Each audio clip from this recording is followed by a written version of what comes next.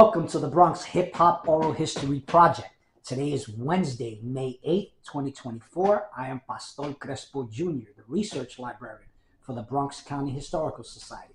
Today, I am joined by London Reyes, also known as B-Boy London, a dancer, pioneering B-Boy, a TV host, an aspiring politician, and a New York City breaker. Welcome, London. Well, thank you for having me. I appreciate that. Well, that intro, I don't know if I'm worthy of that, but I appreciate it. Well, another thing that I left out is I do want to make sure that, people know that you are a community supporter, a community activist, and you work with kids all the time. Yeah. So that's something that needs to be credited to you, Yeah. On a few things that we'll cover. All right, cool. and we'll discuss it. That's definitely my life now, for sure. Thank you for everything you're doing, with the kids up in Yonkers and New York City wide. We like to start all our oral histories out by first asking your family background. Where are your parents from? And tell us a little bit about each and where they come from. Well, both my parents are Puerto Rican. My father was born in PR. My mother was the first of her 6 siblings to be born in the States. Everybody else was born in PR. So when my grandparents came here, I believe they came here in the 50s. Could have been like 45, between 45 and 52, because they came separately. Got it. My grandmother came first. My grandfather sent her over first to set everything up. And then he eventually came down. And back then, I call it like the Great Migration, really. Right. The 40s and the 50s, you had a lot of Puerto Ricans. It was just after the World War where they recruited, they took over the island, Vieques, and they did bombing. And, you can't even use the island, that part of the island anymore. Everything there is just, you can't eat anything, you can't grow anything, it's just there, unfortunately. The land is polluted with titanium tips artillery rounds. Correct. And they literally used that to do war games, and it cost a lot of Puerto Ricans health-wise. I mean, you could just see it. If you really study history and do the research, you can see what the American government did and how it used the Puerto Rican island just as one of the tools in its tool belts. And the people in the island were recruited to fight in this war, which we didn't ask for. And that's how we gained our citizenship. It was like to try to make us feel good. Like, you listen, okay, we're going to treat you a little bit different, we appreciate that you're sacrificing your lives. So in return, we'll let you guys come and be part of the United States. You can't vote for the president. You can't be involved in the political structure. You can't have political will, but you can say that you're an American. A second-class American. Second-class citizen. We've been like that ever since. And we're one of the few countries that are still being occupied. Whether you're talking about Puerto Rico, you're talking about Gaza, there are still places in this planet that are being occupied. And I'm hoping one day people wake up and understand what's really happening. I don't know if it's too late to ever win our independence. We went through that. People got arrested. The shooting in Congress, was very well documented. But I think ultimately, for me, I think it's about a people trying to keep their culture alive, and understanding that we are somebody. And we've been stripped of that through the years.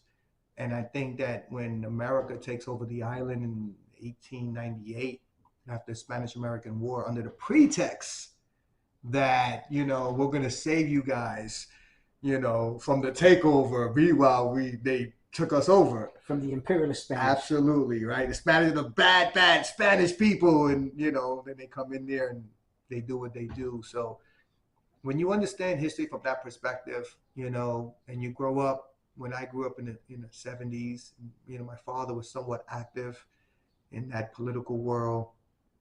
Not for any other reason, but just trying to make life better. I got to see and witness and be a part of a lot of things that when I look back to now, I realized like, wow, that's incredible. And now I understand why I think the way I think, why I act the way I act. Not understanding that as a kid, these were images and these were things that I was witnessing and I was a part of. And as I got older and I reflect on my history, like why do I act this way? Why do I believe the things that I believe in? Like why do I feel like the need to want to help people? I felt like nobody really helped me. And that's something that Puerto Ricans specifically have this issue with because we're lost. We're still trying to find our identity, in many, many ways. And we've been stripped of our language, our culture, our island. So it's tough, in coming to this country and saying we're in America now. What are you speaking the Spanish stuff for? Hey, speak the Spanish out of here. Who the hell you think you are? Having to go through that, was not an easy thing. And then feeling ashamed at some point, like, damn, I'm Spanish and I don't fit in, like I'm a little bit different. I'm not white. I'm not black. So it's like, how do I, and thank God for hip hop, not really understanding how that really brings everyone together. It's an amazing thing. And I'm just very proud to have grown up during the time that I grew up and was a part of that. It made me feel good.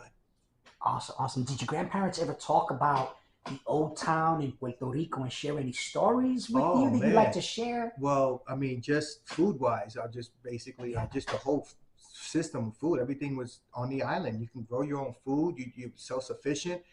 You come into this country, everything is processed. Everything is not what really is. Now everything is sugar based. Everything that you eat in America, if you really do your research, is really not good for you. And then we wonder why we have cancer and blood pressure and diabetes. But if you take those same foods and compare it to other countries, they're banned. Now think about this, because the information, because of computers, is prevalent now. It's not like back in the days, right? So now you can research this stuff. Can you imagine feeding your child these poisons for 30, 40, 50 years? So I've learned to eat differently. Not that I have the best eating habits, but the one thing that I've learned is that the old food that you grow, the pigs, the chickens that you cook, yourself, you don't buy them in the store. Like you literally grow. You have a farm, like not a real farm, but yeah. And when I was growing up in the Bronx, every Puerto Rican that had a house pretty much had chickens for the most part. I don't remember too many that didn't, but it was a part of the lifestyle, It was part of the way that we ate our food. And it was all natural food. And so, when you compare the food and the health from back then to today, you can say, oh yeah, well, I eat fresh vegetables and fruits, but you're eating the pesticides that go along with it. These are not organic foods that you're growing from your backyard.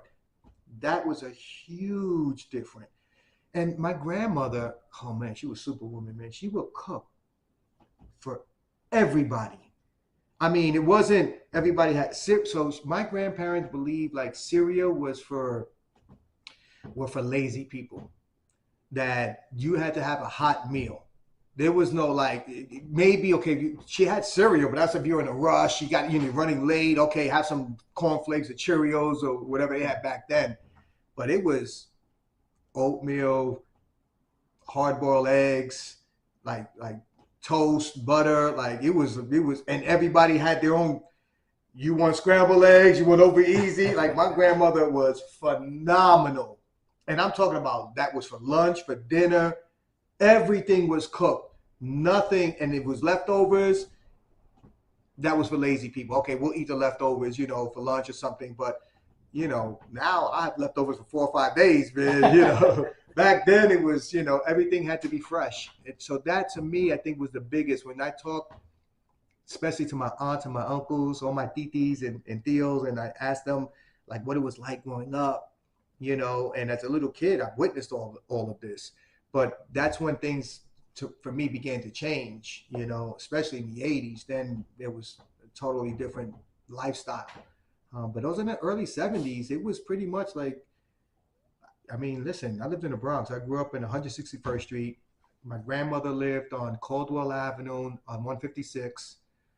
They used to have a little hospital there. It was a clinic or a hospital. And I found a picture recently of it, and I was amazed. But it was such a great place to grow up. And we used to walk like for miles because we were kids. It didn't like back then. Everybody walked or had a bike or had skate, roller skate, I mean, the iron roller skates, not the what they have now, but Yes. they were the iron balls. Like so we roller skate, we ride our bicycles 5 speeds, 10 speeds.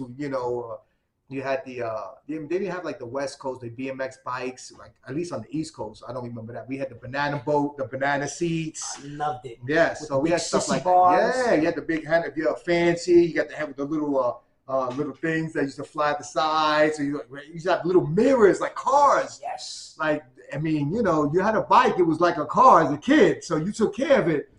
And we would all just get together and ride bikes. It'd be like maybe 10, 15 of us that all had bikes. Some had nice bikes. Some had, I didn't have the greatest bike, but I had a bike.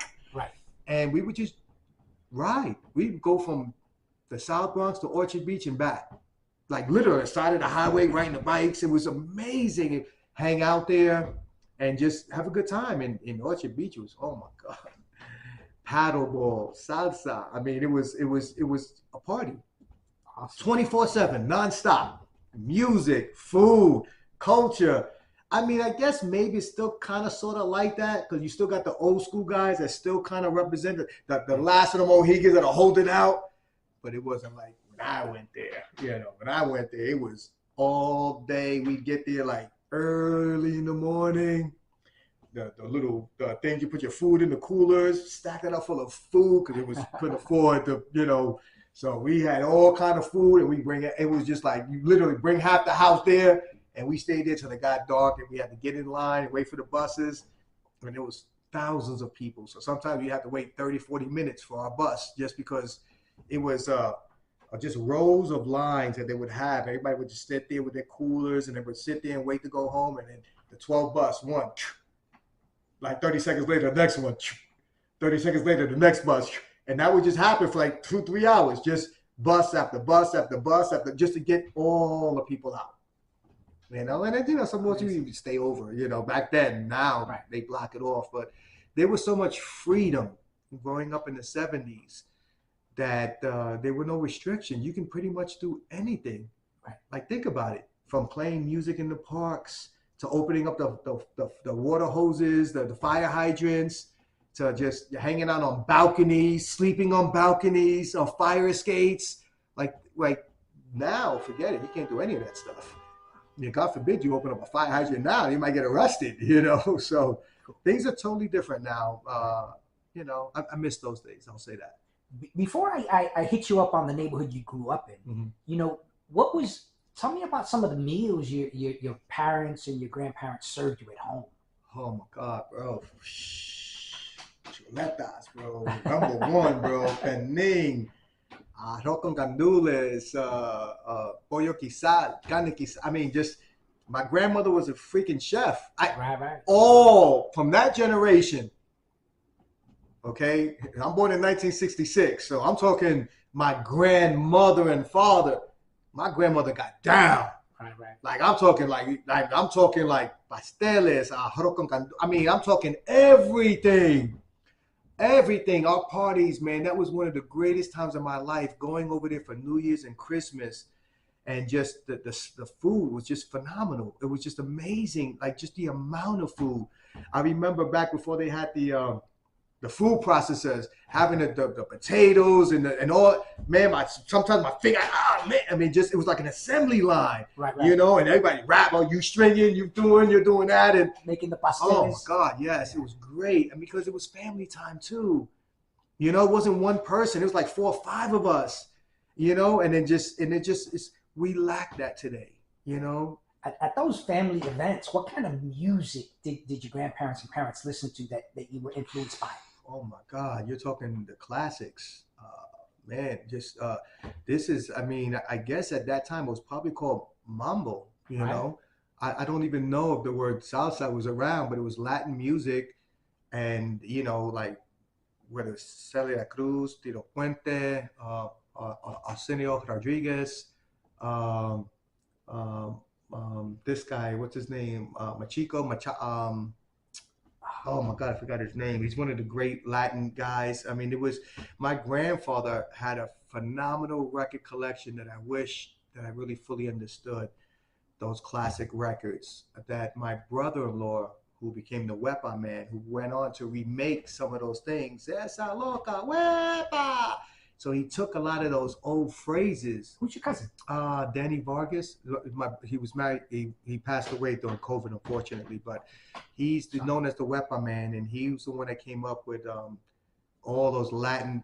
Anytime you hear the Puerto Rican Day Parade, any of those Latin songs, Two in a Room, Two Without Hats, he produced and wrote. Him and his brother wrote a majority of all of those records, including Boricua Anthem, all of that stuff. You know, unfortunately, like I said, it was stuff that was done prior. So I think that when the copyright stuff came out, because you used that phrase and you didn't own it, or you got that idea from this person on this record. So, you know, but these were like just things that we all grew up in, not understanding, because we were just kids. We didn't know.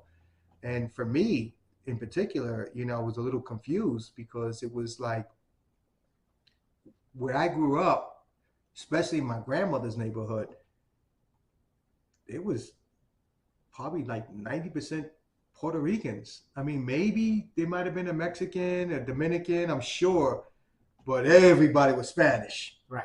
Might have been a handful of blacks, maybe one white or Jew, maybe here or there. I'm not really sure, but what neighborhood was your grandmother from? And then you. Tell me about your grandmother's neighborhood. Well, she grew up on prior to them purchasing the house on Caldwell Avenue.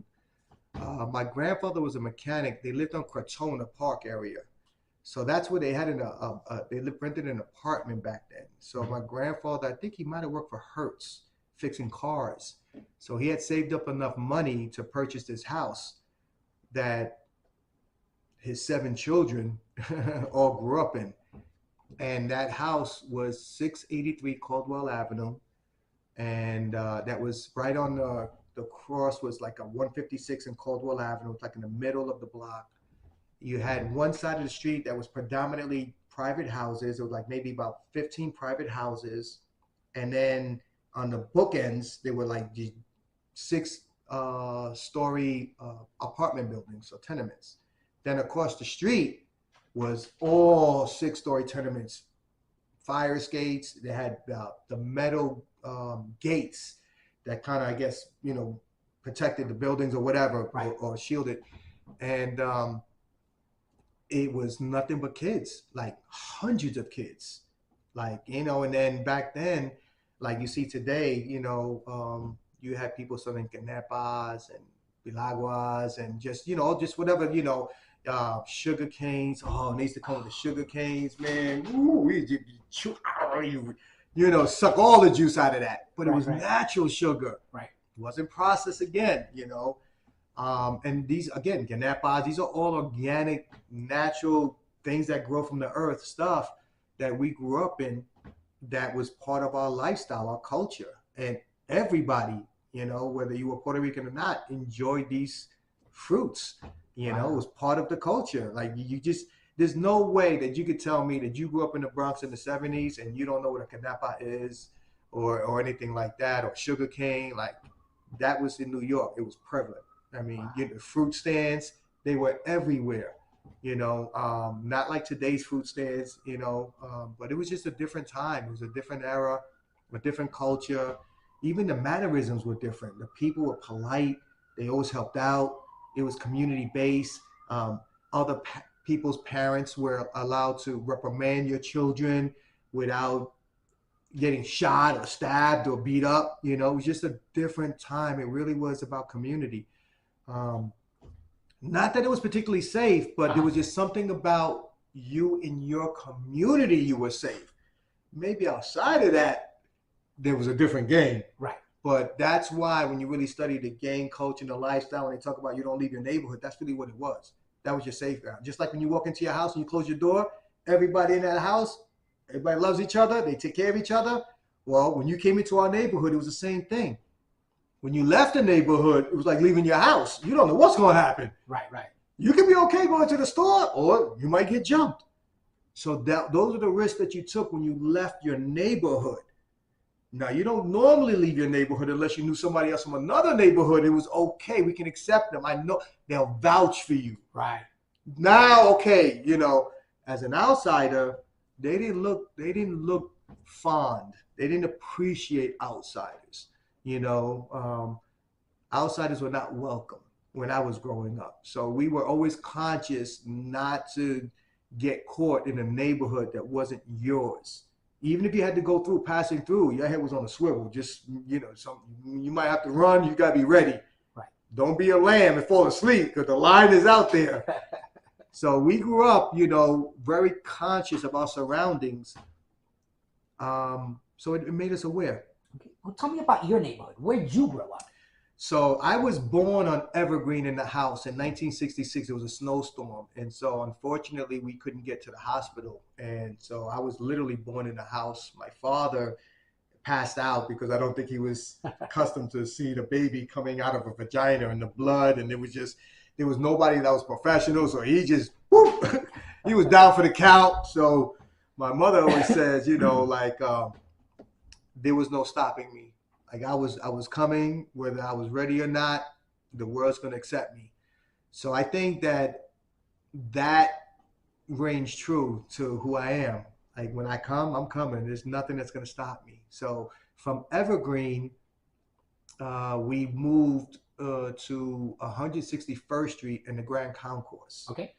Now back then, this is before they built the projects across the street. This is like when the Yankees were like terrible. This is like this is when the welfare building was on 161st Street. So we lived right around the corner from the welfare building. This is before they built that the mall they have there. That mall was literally 50 feet underground. So when I was growing up, we used to play that open area. It was nothing there. It was just land. And they built these apartment buildings that were like 30 stories high. They call it Concourse Village. You had the east side and the west side. So where they have that mall underneath, we used to play Ringalivio. That's where they had the pillars. Okay. So when you go under, we call it underground. When we used to go underground, it wasn't really underground, but it was. So we go underground, you can see these ginormous pillars, and you can see how it's holding up all of these buildings. So we would play like follow the leader. We have to run and jump from pillar to pillar. We would zigzag through. It's like a little maze. Then we would leave the underground section because that's where all the buildings were. And then we would go to the open land, and that's where they built the mall. And back then you had like a little hill because it was, like I said, like 40, 50 feet down. And they would throw abandoned cars and junk. And so we used to take the roofs of the abandoned cars and take them off. Don't ask me how. I don't know, but they would just be there. And as kids, we would take whatever debris, tires, whatever, and those became our sleds. And we would go down these hills all the time. And I remember one time I was with my best friend, Craig Logan at the time, and my sister, and we were on the car hood, and there's no control, there's no brakes, there's no steering wheel. You just, and I remember we were going so hard down that hill and so fast. And I think there was a tree stump or something that was sticking up. And when the hood hit it, it flipped over. And I remember my sister was in the air and she fell and she just stopped moving. So we thought she was dead. We had no idea. We start running like, oh my God, rain. And we're running. And we get her. She's like, no, I'm okay. I'm like, oh my God, this is crazy. I remember, I think it was 1976 or 77. We had a major snowstorm. Again, you're going 30, 40, 50 feet down. So the snow would accumulate. So I remember one time, again, my best friend, he had me doing crazy stuff. So Craig and I started to dig like not a tunnel, but we started to dig down like a circle, like going, like, let's see how far down we could dig. And he dared me to go down head first. And me, like an idiot, I do it. And I can't get out. The blood is rushing to my head. He's not strong enough to get me out. I'm like, long story short, I get out. But like, I just like things like that. I remember playing games like punch ball, handball, slugsy, kick the can, ringalivio, manhunt. I remember just playing outside every single day. I remember, man, as soon as I got out of school, go outside. Saturday, right after the cartoons, right outside. Nobody ever stayed home. Like there was always kids outside. And today I don't see that as much. And it makes me feel kind of sad. Right. You know, you're losing that social connection. And hopefully we'll get back to that. Wow. Wow. Take us through your elementary school and middle school and high school. Run us through those schools and your experiences. Anything that stands out in your memories. Well, I remember going to PS 156. That was not too far away. We used to walk to school back then. It wasn't that far. And, you know, in elementary school, you know, I was a good student until I hit the fifth grade, I think. And I got hit by a car. And so I had to miss a lot of the school year. I was in a body cast from my neck all the way down to my toe. And they had to cut a hole so I can breathe. I had to cut a hole so I can pee and so I can defecate. Wow. So it was tough and it was very itchy. It was hot. It was the summer. It lasted that whole time. And I had to get tutors. And so from that point on, I wasn't the greatest student because now I was like, man, I'm home. And then I started playing hooky and, you know, but I eventually graduated.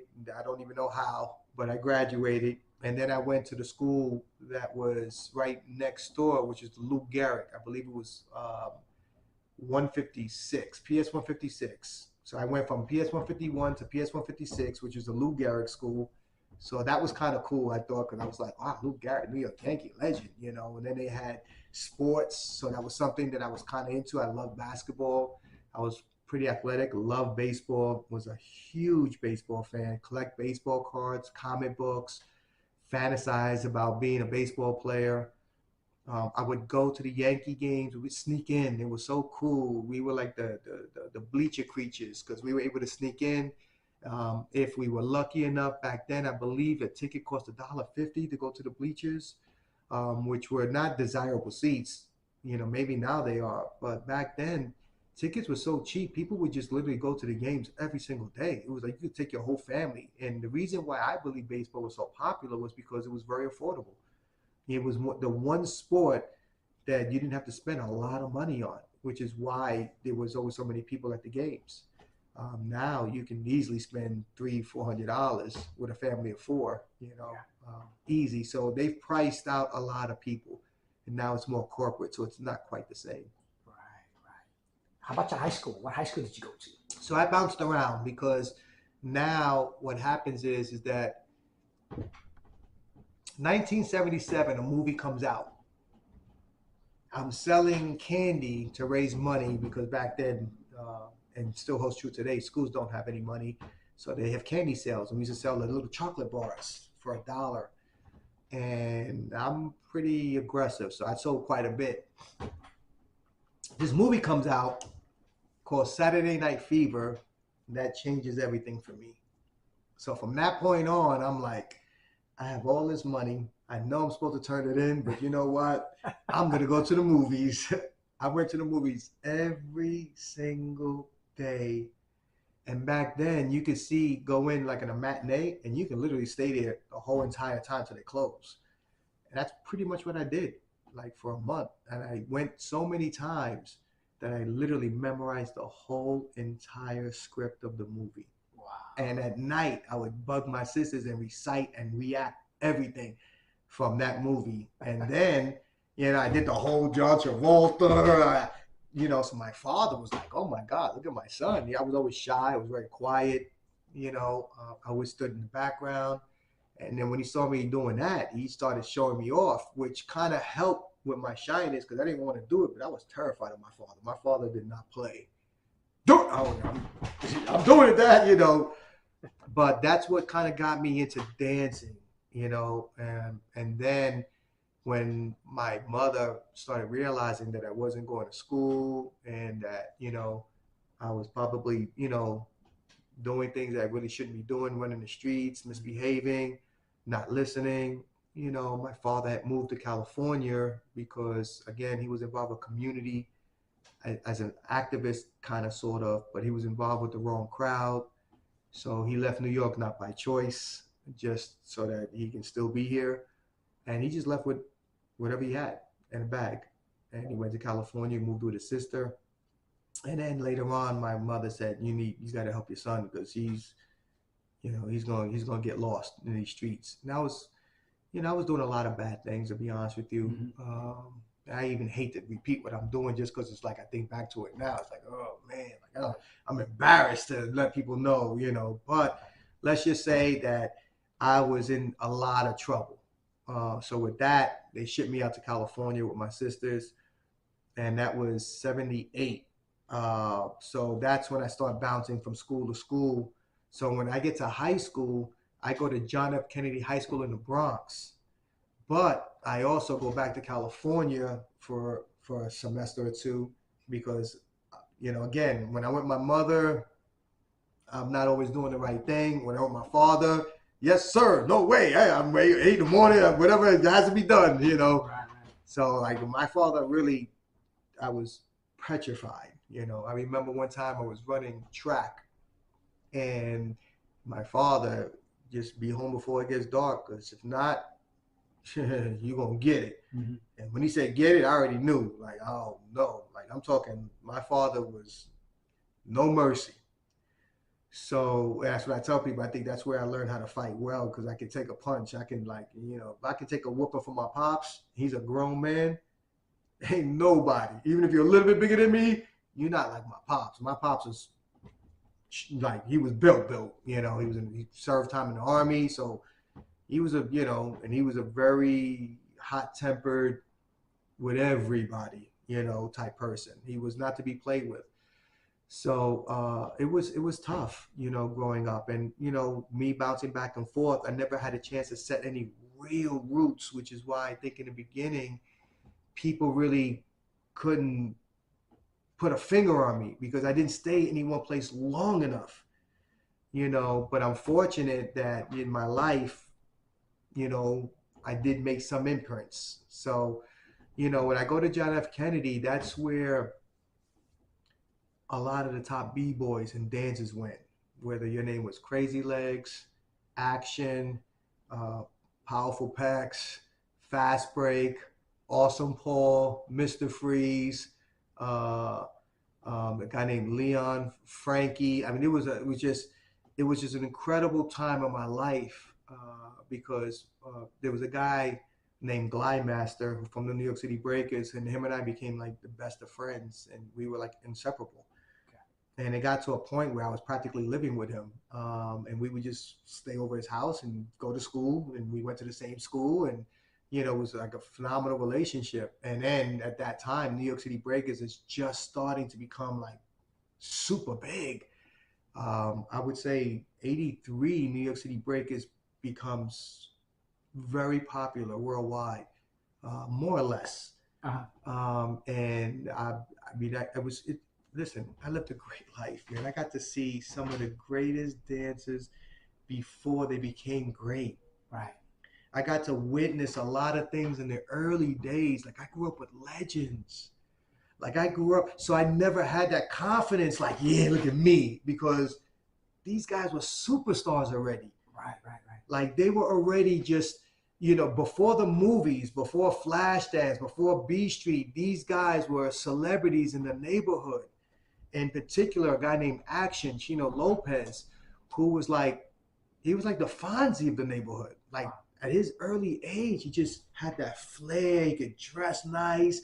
Everybody wanted to be like him. I mean, he was just something about him, the charisma he had that just everybody just got sucked into. And I was no different. And I think that's really where I felt like my life starting to change when I started to spend more and more time back then, what they were known as the floor masters. That's where Kid Capri comes from. He's from that neighborhood. So there was a lot of people that came out of the Bronx from that Kingsbridge, Marion Avenue, Decatur, Paul Park around the Fordham Road, that by the Bronx Zoo, even Little Italy, which we didn't back then ever really go into because that was real dangerous. But not very hospitable. Oh no way. Wow. Oh no, you would get chased out. I mean, I remember, I don't know what year this was. This had to be, I would say 1980 maybe, somewhere around that time. there was a problem with the Albanians. Albanians had a strong hold on Mashula Park. They owned most of the apartment buildings. They were white. They got along with the Irish for the most part in comparison to the Puerto Ricans. Mm-hmm. They definitely did not like the blacks. So when I moved to Marion Avenue in 1979, maybe 78, my mom moved there. There were not many blacks on that particular block within that area. Again, everything was predominantly Puerto Rican, even back then. And I remember a person by the name of Damon Flagg. We gave him a nickname of Kumbalata, because he was one of the first blacks to move into the neighborhood. So we say, oh, you're black, you're Kumbalata. And to this day, they call him Kumbalata. I don't know if we could do that today, but he embraced it.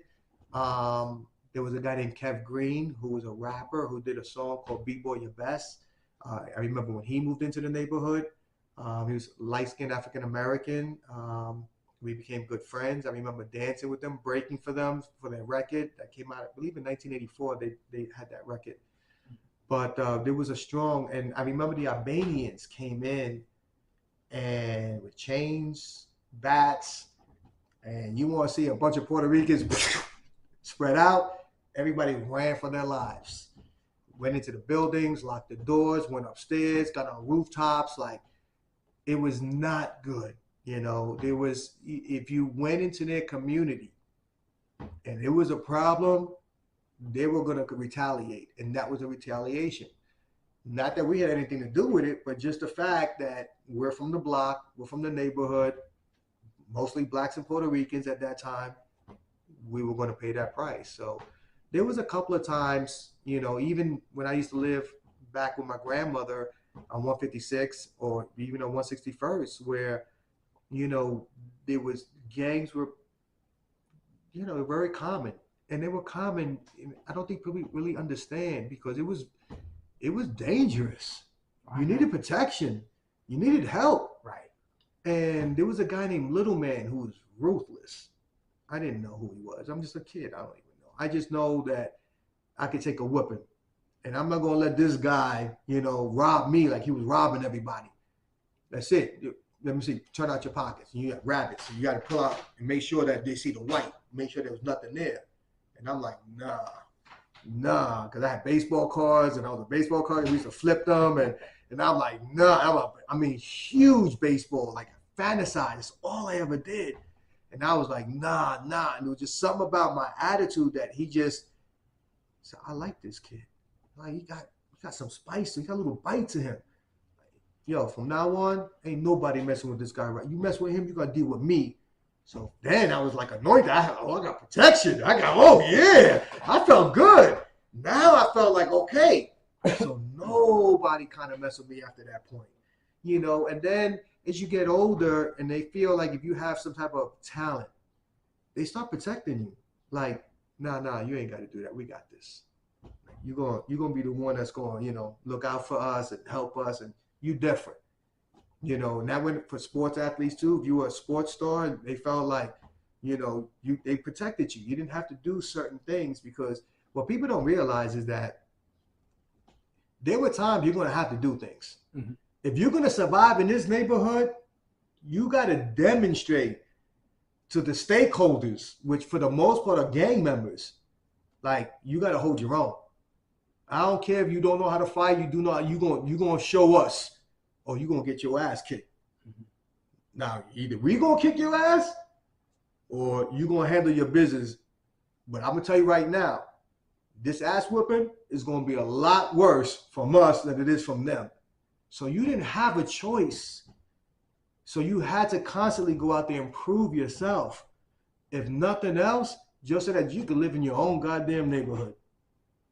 And that's the reality of what happened. So fast forward all these years later, I don't promote that gang lifestyle.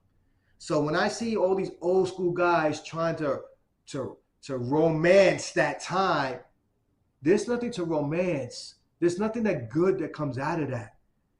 I don't want to promote that gang lifestyle. There's nothing good that comes from that. And we can revisit all of those things and the Warriors, and yeah, because that was huge. Mm-hmm. But let's be honest, that was a very scary time. It was very dangerous. We did what we had to do to survive, because at the end of the day, we're survivors. We survived the gang era. We survived the crack era. We survived the heroin era. We survived the burning of the Bronx. We're survivors. We made it. How many people can say that? When I look at my friends, the people I grew up with, the neighborhood, they're dead, in jail, no longer with us. And we survived? Man, stop playing. Life is great.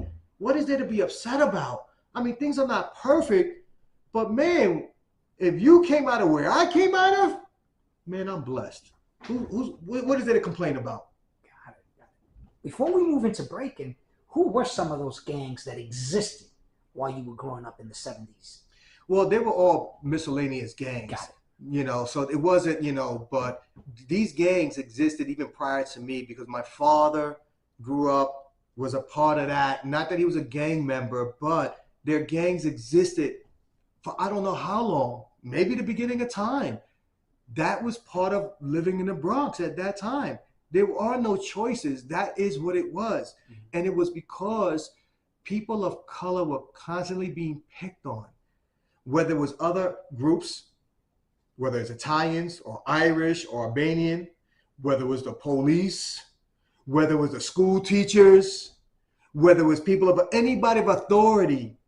We were always the brunt of everything negative and everything wrong. Didn't matter what happened. Central Park 5 weren't even involved in it. Wasn't even, but yet they were convicted. Well, that's how we grew up. That was everyday life. I can't begin to tell you how many people got caught up that should not be in jail, but are in jail with no real evidence or proof, just based on an eyewitness. Like, can you imagine? Like, just based on what somebody says, there's no DNA, there's no blood work, there's no fingerprints. It's just this, I saw him do it. Okay, lock him up. That was a reality that happened all the time. Gang fights, block fights happened all the time. I can't tell you. I remember what year? Probably 82. I remember I was walking through Decatur Avenue one day, and I remember them throwing stuff at me. And I was like, holy smokes. Like, I only live like a block and a half away. And I'm turning around and I'm saying, man, these okay, that's how y'all went. Okay, cool. I'll be right back. Went, called a few guys. Man, that turned into a melee like nobody. We all got arrested. Must have been about 30 cop cars. Everything from Bedford Park, Marion, Bainbridge, everything was shut down. Because there was like 10 fights. Everybody just fighting. Wow. That's how it was, because everything was about respect. You just can't talk to people a certain way. You can't treat people a certain way. And then at some point, you're going to have to make a stand. And when you make that stand, that's when you earn your stripes. Okay, don't play with him. And get him, because he's a little bit soft. You can get him. Don't mess with him, though. So that's how you build your reputation back then, through fighting, unfortunately. That's the reality, until breaking came. Tell us about the first time you saw someone breaking and what your impression was. How did it impact you? That had to be 79 when I started DJing. Not that I was the main DJ, because I wasn't. My friend Rocky and Richie bought equipment back at that time. And they wanted to do parties because, block parties were very popular, like super popular. It was like always a block party. And again, I grew up in the Fordham Road, Kingsbridge, Bedford Park area. So all of these places were walking distance. If you wanted to get on a train for one stop, maybe you could do that, but we would just walk.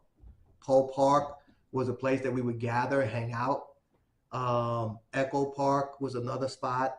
Holy Cross was a school that used to have parties. John F. Kennedy High School used to have parties back in the days, hip hop parties back in the day. So my two friends, and Rocky and I were super close at the time. He was one of my best friends, and he would collect baseball cards as well. So we had that, and we were both avid baseball fans. So he decided to chip in with his friend, our friend Richie, and they bought equipment, and they kept it in Rocky's house. because he had more freedom. And it was bigger, and we could all go there to practice. So like 4 or 5 guys from the neighborhood would go there, and we'd all practice DJing. And then they started to do parties from Webster Avenue to T-Bow to, to Sweet 16s to basement parties. And one day they did a party, and it was, I think it was a basement party, because back then in the apartment buildings, they had like these ginormous basements, and the buildings were all connected. And so you can go from roof to roof, or you can go from basement to basement if you knew the layout. Right. And you can get around. It's crazy. That's how a lot of people escape police and stuff like that, or gangs. If you knew your neighborhood, you knew the buildings, you knew that once I got into the basement, because back then they didn't lock anything up to that gate. So you just get through the gate, slam it. But once you start going, it's like a maze. Once you start traveling through, they're not going to find you. Especially you went from roof to roof to roof. Not many people had that type of courage. So we did a basement party, and I remember seeing this kid I didn't know what he was doing, to be honest with you. I just know like he was just doing something that I was just like, what the holy smokes? Like, whoa. Like I couldn't even understand it. It was just, I couldn't do it. Right. There was also Boogie Boys. I didn't know them as poppers back then. Back then it was called the Electric Boogie.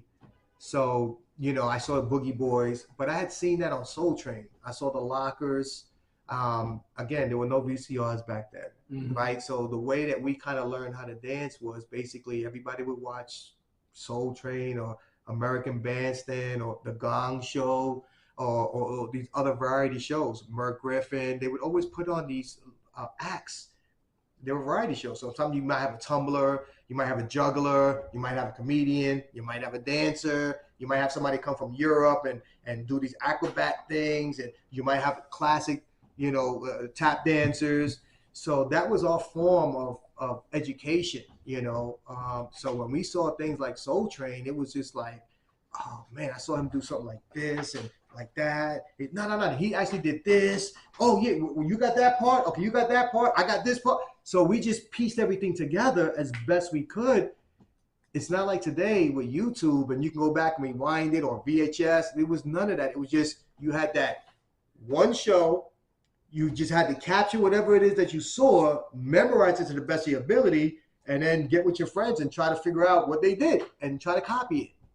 Until we started DJing in '79, and now we had to see people like actually do it. Now I'm in the circle, like, oh man, yeah. So now, again, I'm shy. I'm in the back room practicing, trying to do it. Never like going in public. I was nervous. There's no way. And then I started to meet everybody, like as we're doing these things. And then in school, you start to meet people like, oh man, he dances. Oh man. So at the schoolyard, we would go to school early just to watch everybody dance. Before school even started, it'd be a crowd, So it was things like that. Lunchtime, sometimes it was a battle, So that's where I got a lot of that exposure, where I really got to see a lot of things. So, I probably started out as a DJ, kind of like, then I started trying to rap. And then that's when I, met Kev Green, and that's when I was trying to get on that record, but I wasn't really good enough. Right. But I practiced. It just, wasn't my thing. And then I became a boogie boy, But when I saw breaking, that made me say, like, man, I think that this might be my thing, and I just started practicing, And then when I met Glide Master, that's when I really started taking it serious, because that's when I got a chance to see action. Glide Master, A Kid Nice, people like Little Lep, Mr. Ed, Fast Break, Big Head Joey Snap, Eddie. I mean, there was just so many like just great dancers. For me, they were great. I don't know how everybody else saw it, but I was amazed. And I wanted to be a part of that. And me and Glide Master were just, like I said, we became inseparable. We just started practicing all the time. Wow. What does, in your opinion, the B in B-Boy stand for? What a great question, man. You probably get 100 answers.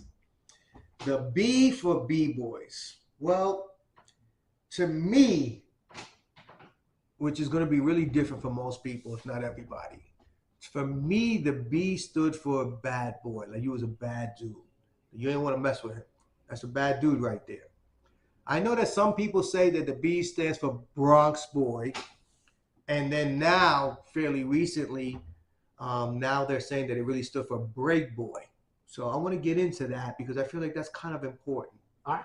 So the reason why, to me, that it really stood for Bad Boy is because when I was growing up in the Bronx, again, I'm born and raised in the Bronx, been a part of everything from the very beginning. Born in 1966, so I don't want to hear anything. I remember they tried to make an argument. Were you there? In 1973 when Kool Herc did the party? How can you talk about that? I said, oh man, you're right. Let me ask you a question. Were you there when they made George Washington the first president? So how can you talk about that if you wasn't there? None of us was there, right? So we should just forget about all of that. Were you there when the dinosaurs roamed this earth? Does that mean it didn't exist? So it's not about being there. It's about doing the research, collecting the evidence, the DNA, the fingerprints, the blood work, the documentation, and putting it together so that it makes sense, opposed to taking one person's word for it. Or sometimes it can be a conspiracy. So the reason why it's Bad Boy is because when I was growing up in the 70s, and we would see guys, yeah, what? I didn't see them dance. Yeah, check out them B-boys over there, standing over there. They weren't dancing. I didn't see them pop. I didn't see them lock. I didn't see them break. I saw some gangster-looking hardcore dudes like, yeah, what? Holding up that wall. That's right. That's where you get the B-boy pose, right? What is a B-boy pose? That's a bad boy. He not doing that. He like, what? He's like, yeah, what? That's a bad boy. It just so happened that this energy was coming out of the Bronx. So now people say, whoa, okay, he's a bad boy. He's a Bronx boy. He must be from the Bronx. Because only people from the Bronx act like that. So that's where you get the confusion. That's a bad dude. But all the bad dudes were coming from the Bronx. Brooklyn didn't have that energy. I got mad respect for Brooklyn. But Brooklyn was a different energy. The Bronx was about that. That's why when you look at the photos, you look at the archives, you look at the documentaries, everything is coming out of that Bronx. That's not to take credit away from Brooklyn or Queens or anybody else who may have had some type of fire going on, but there's levels to this. Mm-hmm. There's a difference between a house fire and the World Trade Center being on fire. There's a difference. One floor burning or 99 floors burning. There's a difference. So to me, it's Bad Boy that came to be a Bronx boy. But when Kool Herc started DJing, he coined the phrase, not in 1973. He coined the phrase break boy because he was playing breaks of the record. Now, when you really do your research and study all of this, none of this stuff can be proven for what they are saying, whether that's Kool Herc or the people from 1973 party, because this room that we're in was about the size of the room that they did this party in. And you're telling me that this room that cannot hold more than 50 people, but when you speak to people, it seems like 300-400 people were there. Come on. What are we doing here?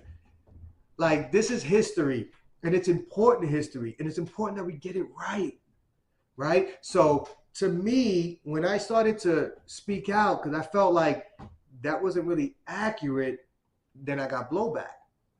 So I did an interview back in 94, 95, I think, and Legs. There's a whole bunch of pioneers that are there.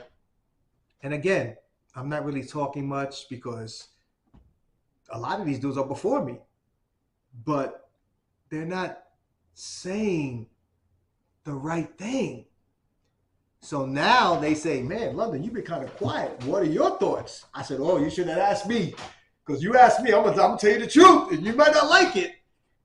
And I said, well, it's a beautiful story that someone like Kool Herc in 1973 started to play the break of the record, and that's where you get your break boy or your B-boy.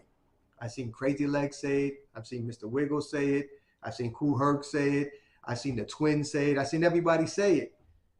And I said, well, if that's true, and it started with him, then name me a crew that has the word break in it.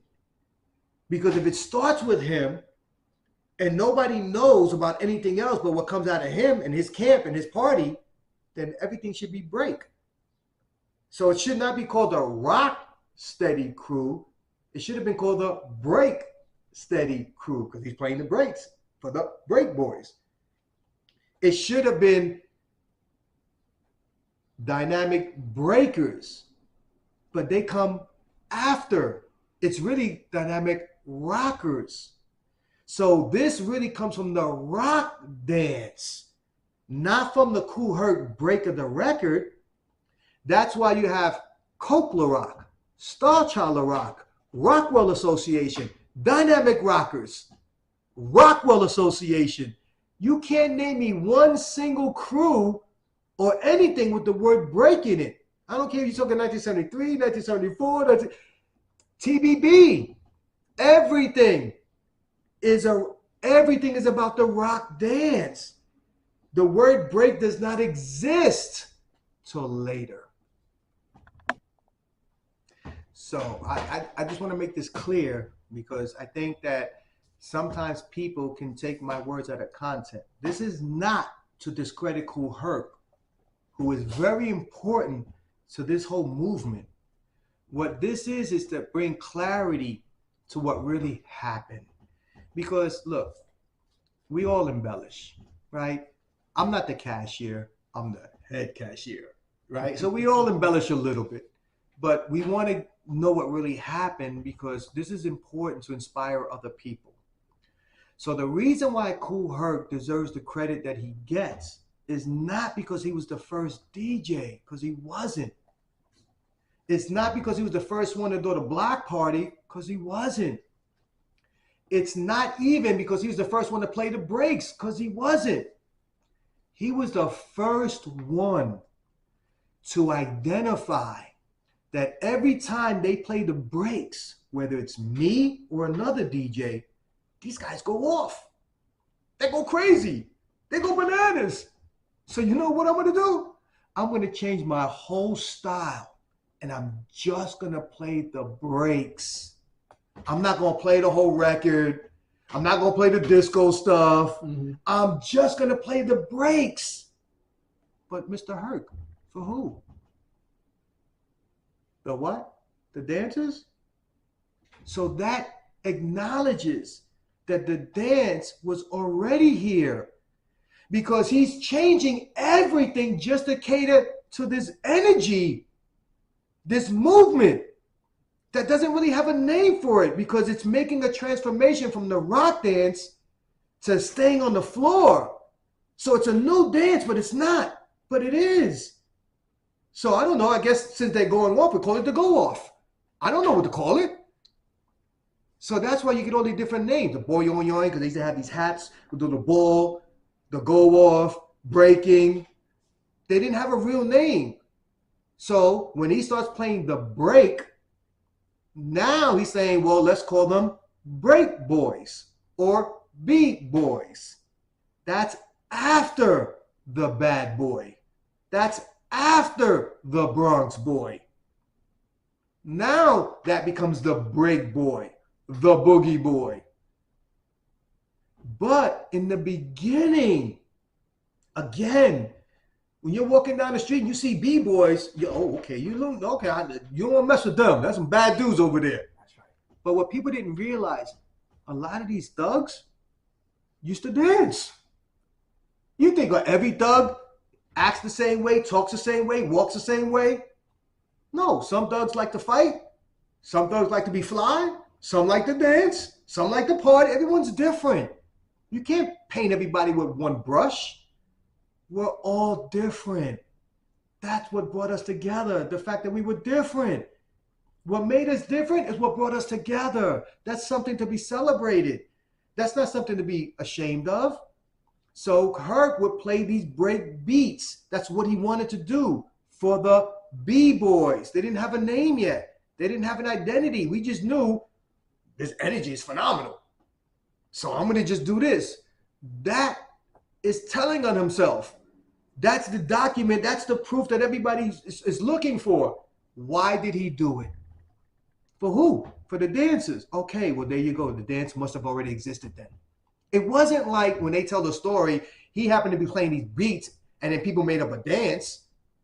That's how they're portraying it. That's not what happened. Yes, the DJ was the superstar. There's no question about it. If you were the DJ, you were the power player. You weren't the governor. You weren't the mayor. You were the president. Maybe the boogie boy was the governor. Maybe the b-boy was the mayor. But the DJ was the president. What he said mattered. Who he put down mattered. Who went behind the ropes. We take garbage cans, we flip them upside down and take rope and tie it up. Don't go behind that rope. You get a beat down. That's VIP. That's for your clique. That's for your crew. That's for your people. That's for all those that are rolling with you. That's it. You get caught in that circle. Yeah, so everybody knew. Anything roped off, you didn't penetrate. You just left it out. But it's those block parties, those house parties, those basement parties that not only Kool Herc, but African Bambaataa, Disco King Mario, Smokey that nobody ever talks about, DJ Hollywood, even though he was more commercialized, he deserves credit. He is one of the first MCs, arguably the first MC. Coke LaRock says he's the first MC. We can maybe give him that credit. I don't want to discredit him, but he was known as a DJ. So is he a DJ or an MC, or is he both? All I know is that all of the rappers that came out sounded like DJ Hollywood. Again, go back to the original mixtapes. Because again, radios were not playing hip-hop music. So that's why these block parties were so important. Because they were recording them. That's how we got it. There was no radio station we could turn on to. When I was growing up, it was country music, pop music, rock music, funk music, or soul music. But everything was pop, rock, country. I don't care what you were listening to. There was no FM. It was only AM.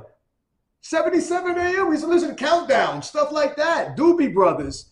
Why do you think there's so much rock? The B-boys used to rock to the rock music. We used to rock the party. Everything was about the rock. Breaking didn't exist. That is a new terminology. You're not going to see that word pop up in 1971, 1972, 1973, 1974. Show me. It doesn't come around. Run DMC, I'm a B-boy chilling in my B-boy stand. That's right. He wasn't talking about windmills or headspins, footwork. Those were B-boys. Look how they look like gangsters. With the hat, the fedora hat, you chilling. That's a B-boy. When they talk about dancers and they say, oh, you have no footwork, you have no style, you're not a B-boy, you're a break dancer. Well, why?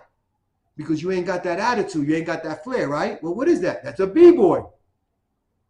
But wait a minute, I'm doing windmills, I'm doing headspins. Yeah, but you're not a B-boy. If you start to put it together, it makes sense. The B-boy is not the dance. Mr. Wiggles, to me, the greatest B-boy ever to walk this planet. My personal opinion, my favorite. You ain't gonna find no one better than him. He's gifted. He can rap. He can produce music. He can play the electric guitar. He listens to rock music, soul music. He's a rocker, a breaker, a locker, a graffiti writer. He does everything. And everything phenomenal. Everything. His artwork, A+. His popping, A+. His breaking, A+.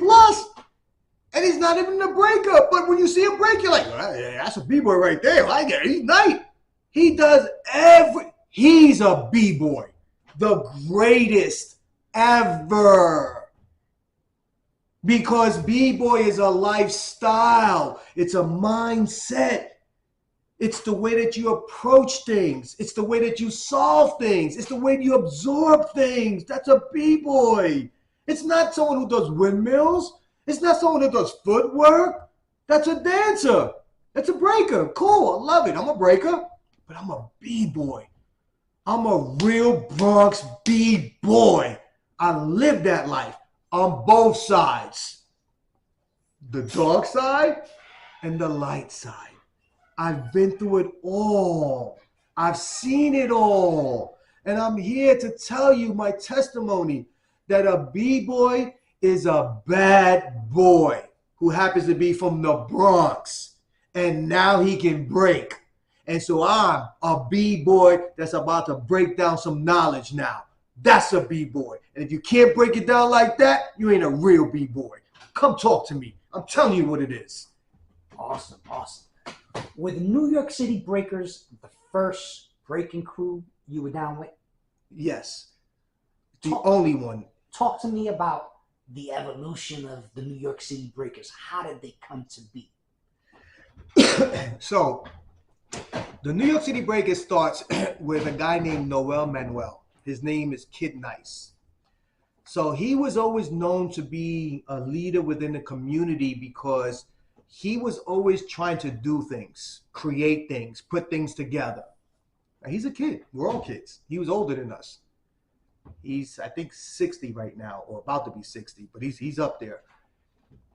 So again, if I'm 11 and he's 13, doesn't seem like a lot, but trust me, that's a big difference. If I'm 13 and he's 15, the conversations are totally different. He's probably talking about women, and I'm still collecting baseball cards. It's night and day. Okay? When you're 58 and he's 60, there's no difference. Now, again, bringing it back in time because it's a different era. You're talking late 70s, early 80s. Life was completely different. Completely different. So back then, it was about sports. It was about teams. You had gangs, that was a team. You had baseball, that was a team. You had breakers, that was a team. You had poppers, that was a team. So everything was about bringing people together to do something that everybody could be a part of. That's what Noel did. Kid Nice. Whether he started his own football team, his own baseball team, now he decided one day, I want to start a breaking team. Didn't have a name for it. Went to his best friend, Chino Lopez, who's known as B-Boy Action, and said, Chino, I want to start a breaking crew. You know, like I think we're just as good as all these other people. Like, let's put something together. He said, all right, let's do it. So that was the birth of the Floor Masters. Chino, who I believe had a cousin that was in Brooklyn that was associated, was a part of a group called the Floor Masters. They were a rocking group, to believe it or not, Right. And asked for permission because, again, everything was about respect. You just couldn't go and just do things on your own because you can get snatched up, even from dudes in Brooklyn, which was like an hour away. But there was a level of respect. So he got the okay. They decided to form a crew, and they decided to call that crew the Floor Masters. And the Floor Masters are significant because back then, everything was really, again, you have to keep this in mind. Just look at the footage. Don't take my word for it. Go to any footage. I don't care if you're talking about movies, TV shows, news reports. You go back to anything. Breaking is still relatively new. Again, it doesn't start in 1973 with the break of the record, and then they're doing there are no windmills in 1973. There are no head spins in 1970. There is no power moves. There's no backspin. There's none of that. The way that breaking comes about is through the rock dance, and then eventually you stay down. When you stay down, you have to do some type of leg work or footwork. Again, go back into the Rumble in the Jungle, Zaire, Haroproto Hyena, Salcedo. Go look at his footage. Drops, coffee grinds, footwork, come back up. That's breaking. Now, it's not breaking as we know it today, But you're not going to find anything in 1973, 1974, 1975. It's totally different. But that's what breaking was. It was you go from the top, you're dancing, you drop down, and then you come back up. Somebody eventually stayed down. People like to credit Rubber Band, who happened to be a black, dark-skinned Puerto Rican. But because he was dark-skinned, people assumed that he was black. So this is where a lot of confusion comes in with, did he come from the black community, the Spanish community? Again, the lack of understanding and knowledge and not doing your research causes confusion. And now, Schomburg, the museum in Harlem, it's a black museum founded by a black Puerto Rican. Okay, we have roots in this. We have foundation in this. You cannot remove or erase what the Puerto Rican community did, not just for the Bronx, not just for New York, but for the world. Our culture. We were enslaved. You think that when the boat left Africa, it only came to America? No, my man. It stopped in the Caribbean islands. It made a few stops. That's why some Puerto Ricans are black, like my cousin Nestor Cota. Some of them are white. And some of them are like me, we're mixed. My father has an afro. Why? Because my grandmother's a black Puerto Rican. So when I have family reunions, half the family is black, half the family is white. So people don't understand. We are Taino. We're indigenous. We, Puerto Ricans, are indigenous. You can't get any better than that. We're organic. You want to buy organic food? We're organic. We brought culture to America. You have to understand history. The American government was not letting African Americans learn about their history. You didn't have Afro-American studies back in the 70s. There was no education. Everybody was being stripped of their culture, including the Puerto Ricans. But it was the Puerto Ricans that were migrating from the island. They weren't getting stripped. They kept their culture. So when my grandparents come here, they're bringing culture. They're bringing language. They're bringing music. They're bringing timbales and congas and all of that, clave and all of that stuff. That's the resurgence. That was not happening until the Puerto Ricans, with all due respect, and I don't mean any disrespect to anybody, just please do your research. Go back and look at it. There's a lot of black Puerto Ricans that contribute to Latin jazz. Chano Ponzo, who went and teamed up with Dizzy Gillespie, Manteca. He was Latin. He couldn't read music. He couldn't write music. But Dizzy Gillespie could. So that's why he gets credited. But it was him.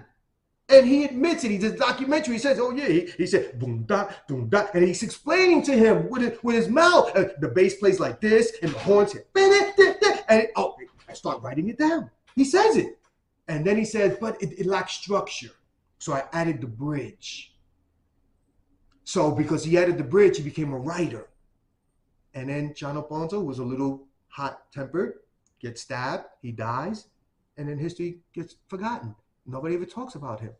But what people don't realize is that if you're from New York, I can't talk about California, I can't talk about Florida, I can't talk about Chicago. But all I can tell you is that the energy in New York, if you could not play Latin music, you could not work. Mambo ruled the world. Not just New York, America, and not just America, the planet. It was the #1 music genre of its time. That's why the Palladium is so important, because that is a central location. So people from the Bronx can go there. People from Brooklyn can go there. People from Manhattan are already there. You see the white people there. You see the black people there. And you see the Puerto Rican people there. Cuban Pete. He wasn't Cuban. He's Puerto Rican. But Mambo was considered Cuban. So I know you're Puerto Rican, but you're going to be Cuban Pete. Look at his footwork. Look at what he's doing. You can see him breaking elements of it. So these are all the things that influence this b-boy culture. The issue really is, if I can really be honest, is that the African American community has never been to a real Puerto Rican jam. Never been to our functions, our parties. So you can't tell our history. But someone like me, I grew up in that culture. And I went and spent time in your culture. So I can tell your story and my story. But you can't tell my story because you ain't come to our house. You didn't eat our food. You didn't listen to our music. So that's why you feel we don't have a part of this, because you were not involved in what we were involved in. But we had a chance to experience that. And if you do your homework and your research, you're going to see how all this connects like a hand to a glove. It all connects. It's so clear. If you want to take the evidence, and if you want to take that DNA and that fingerprint, you want to take all of that, there is no other conclusion that you can possibly come up with. But if you want to ignore that, then yeah, of course, then you can say it's purely African American. It's impossible. Again, Schomburg, Chano Ponzo, like it's all of it is there. It's just read it, listen to it, watch it. And I promise you, you won't regret it, because you're going to fill yourself up with knowledge, and then you're going to start to say, it makes sense now. I get it. I understand it. But you have to be a part of it. And you have to be selfless. You have to really want to take this knowledge and absorb it. If you're going to reject it, then you should not be in a position to tell a story, because you're doing it injustice. And that's what's happening now. Today in 2024, I am shocked that the Puerto Rican community and the Black community used to be tight. You couldn't separate them. And that's not the case anymore. And that makes me feel sad, because Puerto Ricans, we are people of color. We are Black, but we're also Taino. We're natives. Like, think about this.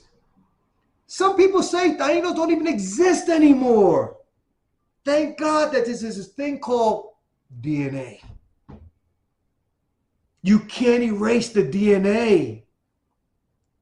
Oh, you're not really Puerto Rican. You weren't born in the island. Oh, you're not Puerto Rican. You don't speak Spanish. Oh, you're not Puerto Rican. My man, take the blood out of my damn vein. I rest my case. There's nothing for me to say. I'm about evidence. I base my life, my story, my everything based on factual stuff. I need receipts. I don't need stories.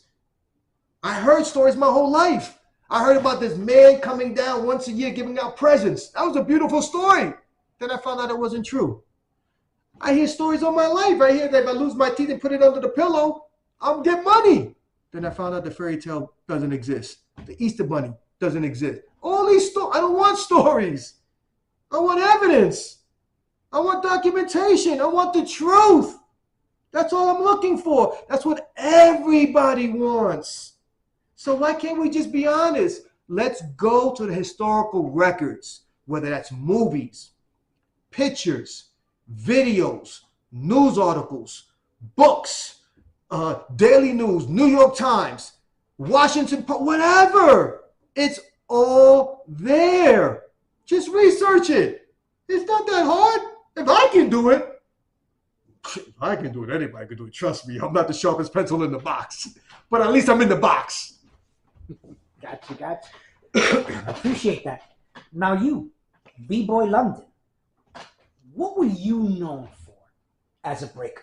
What was your name? Popper, locker, a rock dancer, or power moves your thing? What makes B-Boy London a breaker, a B-Boy, a dancer?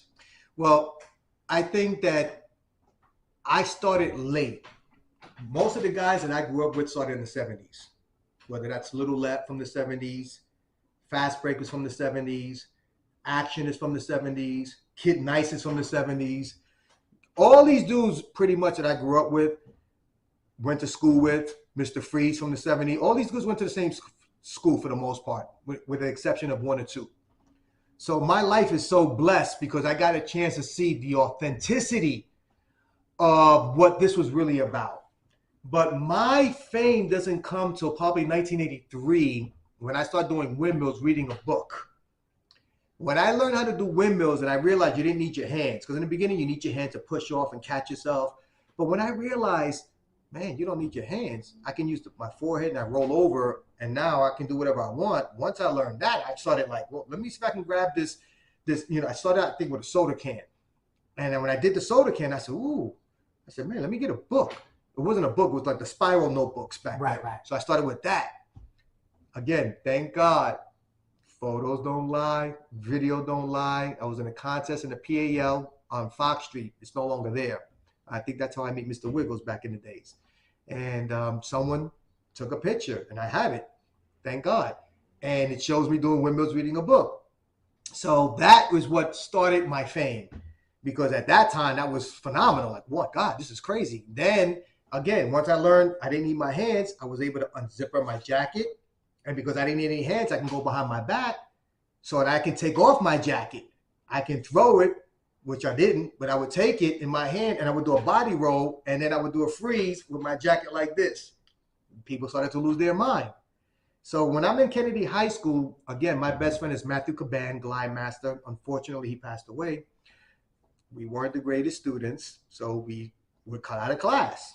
And we started practicing in the auditorium. And well, first we would practice in the hallways and then security would come in and, oh, you guys got to be in class. And we kept getting in trouble. So we went to the auditorium and they had a stage in the auditorium. And so we would close the curtain and we started practicing.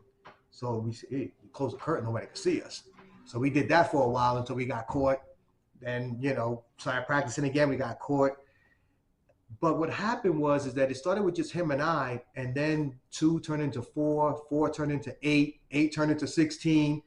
And then eventually, I think a friend of mine, if I could remember this correctly, don't quote me 100%, but I think it was Leon Chesney, who was a popper, actually had a teacher that said that because all you guys are back there practicing, I'll fill out the paperwork so you guys could do this legally. So then it became like an after school kind of club practice, and everybody started coming to Kennedy High School.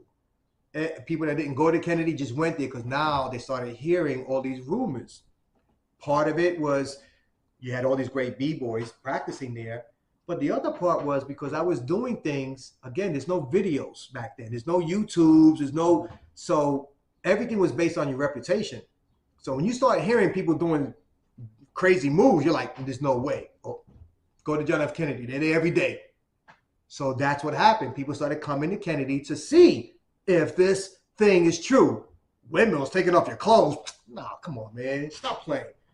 Windmills reading a book. Man, why you guys got makeup stuff? So that's what happened. And it just got bigger and bigger. And then when I made up what's called Superman windmills, which is both hands out, nothing hits the floor, just your hands and your body, that just my reputation continued to build. And then people started questioning, London, if you're part of the New York City Breakers, then how come like you're not doing the big shows with all the guys? Like, why do they keep leaving you out? Like, man, like you're just as good as some of those guys. And when I look back at my life, now I kind of get it. When you're young, you don't get it. Mm-hmm. But I get it. I've always been vocal. I've always been considered argumentative. Because again, when I'm little, I'm exposed to the Young Lords, to the Black Panthers. I'm exposed to civil rights. I'm exposed to the unjust.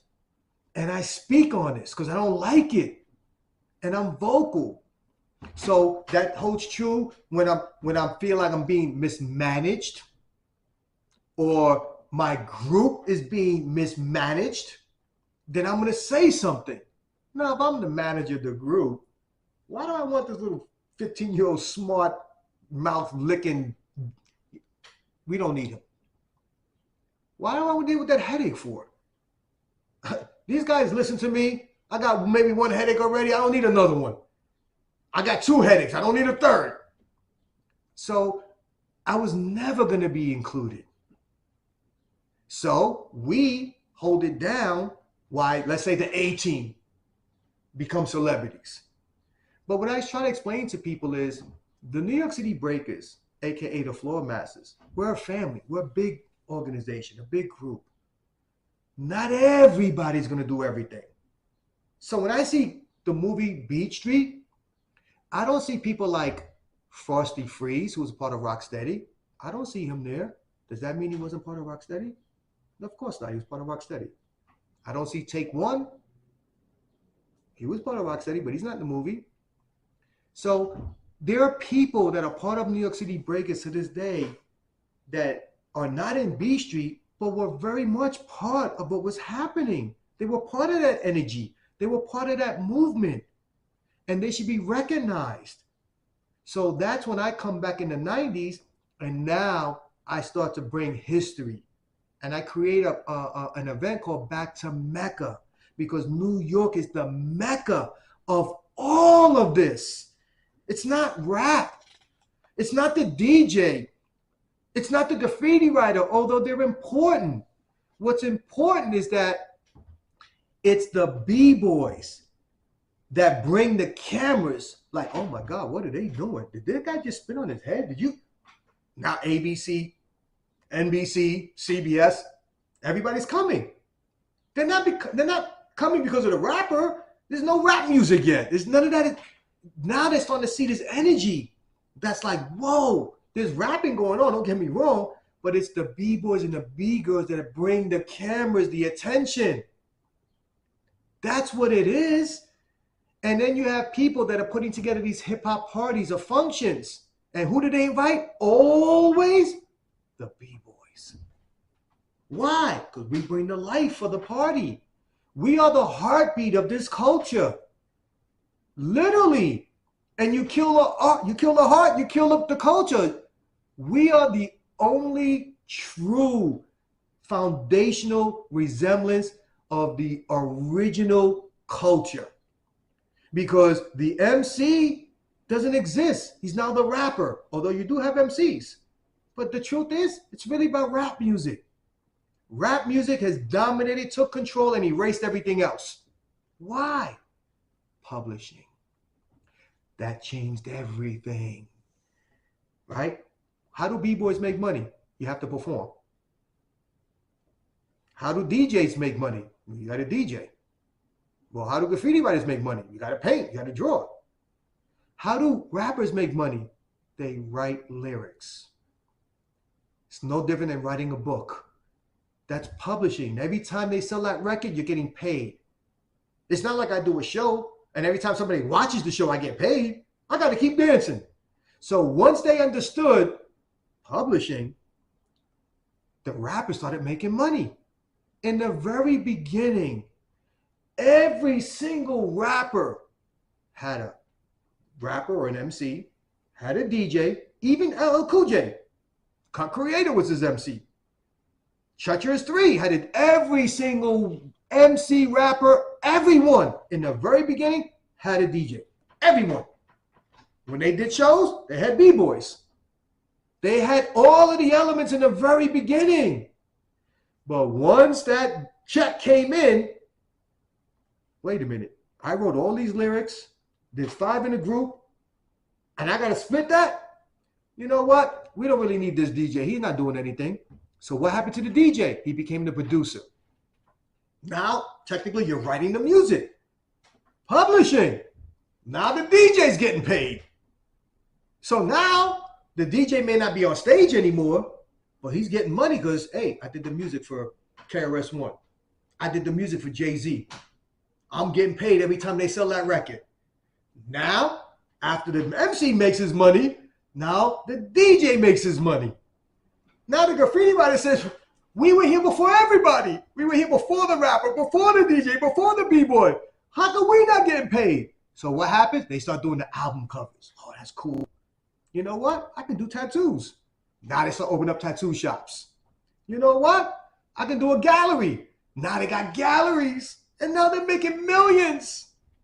They become designers, graphic designers. They learn Photoshop and Illustrator. Now they're doing crazy. And they're getting paid. Some of these artworks are going for millions. But Scott, this stuff is going for like 10, 15 million. They're getting paid. everyone is making money but the B-boy. The one that brought light to the culture. The one that made it possible for this dream to become a reality. We get left out. We're non-existent. Now they're laughing at us. Oh, you're still breakdancing? Oh my God. Oh, look, you're still breaking. We become a joke until the 90s. Now there's a resurgence. Breaking is dead in New York. There's a guy that comes from Europe, from Germany, with a couple of his friends named Storm. And he smokes Rocksteady almost single-handedly. And now everybody's in the uproar. Like, this started in New York. You got some foreigner coming in here. He came here thinking it was like 1984, B Street. He was shocked that nobody was dancing except for a handful of people. And most of them were street hitters who were not getting the proper respect because they were viewed as, oh, you're below us. You're dancing in the street. As though we didn't do that. Come on, man. So that right there was a violation. They tried to disrespect the street performers, but they're the ones that kept it going with a couple of handful of traditional B-boys and B-girls, along with the West Coast. California with the power moves, they kept on taking it to new levels. Then you got Europe that are doing these events where they're drawing thousands of people. So now when I come back in the 90s, I'm blown away. Like, whoa, y'all are still doing that? That is amazing. And now I start to speak to credit them because it is them. They did make the difference. They woke me up. They woke everybody else up. And if that's not true, then why is it that everything changed when Storm comes to New York? That is the beginning of the Renaissance. That's the beginning of Crazy Legs getting back into shape. He had started getting back into it. They had already started to do stuff. But the rest of New York, no. Handful of people. But when that happened, that changed everything. That made it like, yo, it started here. We got to get our act together. And then that's when you start to see everything come back in the mid-90s, you know, to the late 90s. And then the 2000s, it just goes somewhere else. Amazing, amazing. Just kind of to backtrack a little, this is all great stuff. Latin Boogaloo. Oof. How does the Latin Boogaloo connect? What's its association with breaking? So the Latin Boogaloo is important because what happens is that, you see, when we'd have these parties at my grandparents' house, it's just Latin music. That's all there is. There ain't no English music. It's just all Spanish.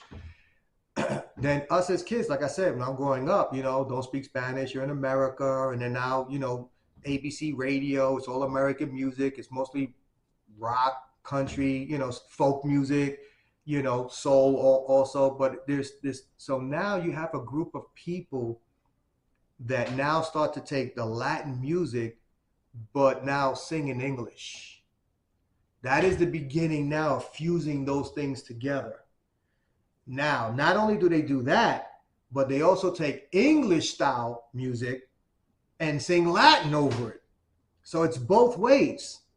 Then what they do is they start to bring in and tie this in together. And then that's when you start to see that whole Latin Boogaloo era, which is what they would call Latin soul. That is the birth of all these break beats. Not really, but yes, you can trace it all back. It's not the only thing because there's other things, but that's what it all comes down to.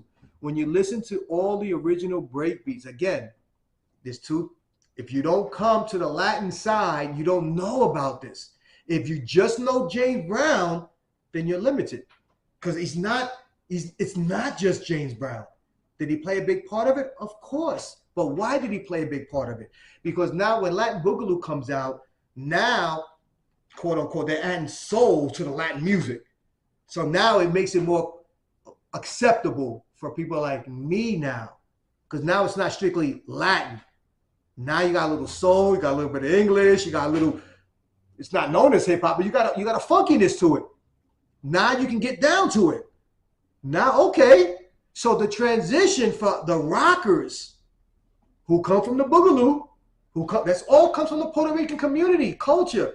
Now that transition to go to the Kool Herc stuff, to go into a different neighborhood, it makes sense. It's easier now. It's not like we're a bunch of hicks. Man, it started out like that. It's not like we're a bunch of hicks that don't know anything. We're already killing it. We already got our own style. We already got our own dance. We already got soul. We got all of that. So now when we go to your stuff, it's easy for us to fit in. But y'all can't fit into our stuff. That's why y'all can only tell your story, your side. You can't tell the full story because part of the story is the Puerto Rican community or the Latin community. And if you didn't go to those parties, you didn't go to those functions, you can't tell the story. Go back and speak to all the dancers from the Palladium. Listen to what they have to say. They'll say what I'm saying. They'll say, oh yeah, we have blacks, we have Puerto Ricans. What were they dancing to? They weren't dancing to James Brown. They were dancing to mambo, to the Latin grooves, to the boogaloo stuff, to the Latin soul. They weren't dancing to James Brown. This is all documented. Some of these people have already given testimony to this.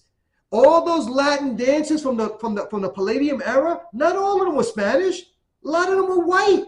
A lot of them were black. No Latin, just black. But you see them dance, you swear they were Puerto Rican. That's all from the Palladium. They're not playing James Brown or Sly and the Family Stone or anything like that. It's all mambo. So for anyone to say that doesn't play a role, they're right. They don't play a role. They are the role. The butter, the cheese, the egg, everything. It's all in there. So to me, I would encourage anybody that wants to share that this is 100% Kool Herc and nothing else, please do your history. You're doing a disservice to everybody because your voice carries weight. I don't care if your name is Kool Herc. I don't care if your name is Africa Bambaataa, Coke La Rock, Star Child, whatever. Tell the whole story. You cannot tell bits and pieces. It's all of us. All of us. And if you understand that, then you'll share those stories in the right way. And now you're going to see a big revolution. And that's what I'm hoping. We need a revolution in technology. Well, we need a revolution in knowledge. It's time to uplift yourself, please, because this means a lot to a lot of people, not just in America, but around the world. They're watching you. They're listening to you. They even want to be like you. So please educate yourself to be inclusive, because that's what this culture was truly about. That's what made us different. You were Jewish, you were black, you were Puerto Rican, you like rock, you like Latin, you like soul. Everybody was different. But somehow in the Bronx, that energy came together. And that came together because of the dance community. And that dance community comes from the rock community, meaning the rock dance. And that rock dance specifically comes out of the Latin soul community. Now, whether you want to say that's Puerto Rican, you want to say that's Cuban, you want to say that's Dominican, you want to say that's Caribbean, whatever. You can't talk about it without mentioning that. That plays a huge role in all of this. And so to me, I would just say once again, just do your research, because when you're speaking, you should be speaking from evidentiary, factual information, not just based on 100% opinion. Awesome. Back to the music and the jams that you guys rock to. According to you, what would be your b-boy anthem? And name me the top 3. Wow. Woo, man. Everybody's different. Everyone's different. It's hard to say the top 3, but I'll try to give you a few. So Jimmy Casper played a huge role. And just to put a button on this, right? Mm-hmm. The Latin influence was so potent that Jimmy Casper, who's not Latin, did a whole Latin album. What? A whole Latin album. And some of those beats are considered classic break beats. So he didn't do a Latin record. He did an entire album. Again, this is all documented. That's how powerful the Latin sound was, that you had white people and black people emulating that.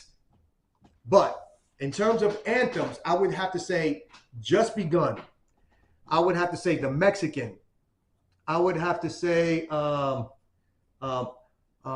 Say, Mama Sa, whatever. I forgot the name of that record, but that song. I would have to say The Melting Pot, even though that's not like, but it used to be, one of the Apache. That's another like major classic song. What else? I mean, man, there's so many, but it's just like, to me, those are like some of the top all-time classic b-boy anthems that everyone probably could relate to. When I say everyone, I don't, because there are other songs that I like that are like maybe my own personal favorites, but to me, I think like you got to have Just Begun, you have to have Apache, you have to have a Mexican, you have to have like some of these songs. Bongo Rock is another one, that played a big role in all of this. Sly and the Family Stone. I mean, like, you had to, but ultimately, I think most b-boys would probably say Apache, Mexican, Jimmy Casper had a few of them, but probably Just Begun is another, classic one. I think that those are the ones that most people will probably attribute as classics. Got it. These major b-boy battles that existed, the United States of America, the big Roxy, battle, Lincoln Center battle, did you participate or even were at any of these events? Mm-hmm. So I did a competition in 1985, I believe. And the reason why I know it's 1985 because school starts in September. I was in the 11th grade. It was 1984. But the MTV, which is relatively still a new station at that time, I think they aired in 79 for the first time. And when I go to school as an 11th grader in 84, MTV has a high school breaking competition at the Roxy's, which was televised. It was filmed. And so they do something called like Battle of the High Schools. So we had all the top b-boys at Kennedy High School. So myself, Fast Break, Eric Diaz, who's a dark-skinned Puerto Rican. I'm sure most people think he's black. A guy named Dion George, Leon Chesney, and Kenny Cruz, another dark-skinned Puerto Rican. So again, I'm the only light-skinned one there. I'll put it to you like that, okay? Fair skin. I had Jerry curls back then, so they probably just called me DeBarge. But basically, it was 3 Puerto Ricans, myself, Kenny Cruz, and Eric Diaz, and 3 African Americans, which is Fast Break, Richie Williams, Leon Chesney, and Dion George. We formed the Kennedy Breakers, and we entered that competition. And the judges at the Roxy's was Curtis Blow, the guy, what's his name? Carlos de Jesus, Okay. who did Hot Tracks, classic video show that hardly nobody ever talks about because he passed away. They speak about Ralph McDaniels, deserves a lot of credit, but listen, Carlos de Jesus had the #1 video show, and he also had the #1 radio show on KTU. Back then, when it was 92 KTU. It was him, Paco, and a few other people. So he was a big deal. He happened to be judging it that as well, along with, I think, Jesse and this girl that played in the soap operas, who also did the big breakdance contest. So we wind up winning. That's how I get into Crush Groove, because Curtis Blow says, hey, I'm doing this movie. I would love for you guys to be in it. Yeah, we'll do it, of course. So we all go down there. I'm very fortunate that I have pictures. Someone came along and took pictures. Thank God. And we were able to document that behind the scenes. And we were in the movie, as well as the video for a song called If I Ruled the World by Curtis Blow. After we do the movie, we go on this Crush Groove tour to promote the movie, along with some of the legends of Run DMC's on that tour, Fat Boys, Houdini, us, Curtis Blow, Davey DMX, DJ AJ, and we do The Garden. That might have been the first time that I think that hip hop was brought to the Garden. This was 85. So I'm not sure if it was the first one, but it could have been. I just know I don't remember ever doing the Garden or seeing hip hop at the Garden, but we were able to do it because you had so many at that time. Curtis Blow, Run DMC, Houdini had so many headliners that they were able to do that. So I was very fortunate to be a part of that, to experience that, to travel, to meet people like just all the R&B artists we got to meet, from Gloria Estefan at that time, who was just up and coming. She had, what was that that record she did? The Conga. She had The Conga beat? Yes. Do that Conga beat. So she was big. She had that. So I remember doing a show with her, taking pictures with her. I remember doing Disney World. They had the Magic Garden. So they had a big concert doing that. We just great times to witness and experience all of this as a kid.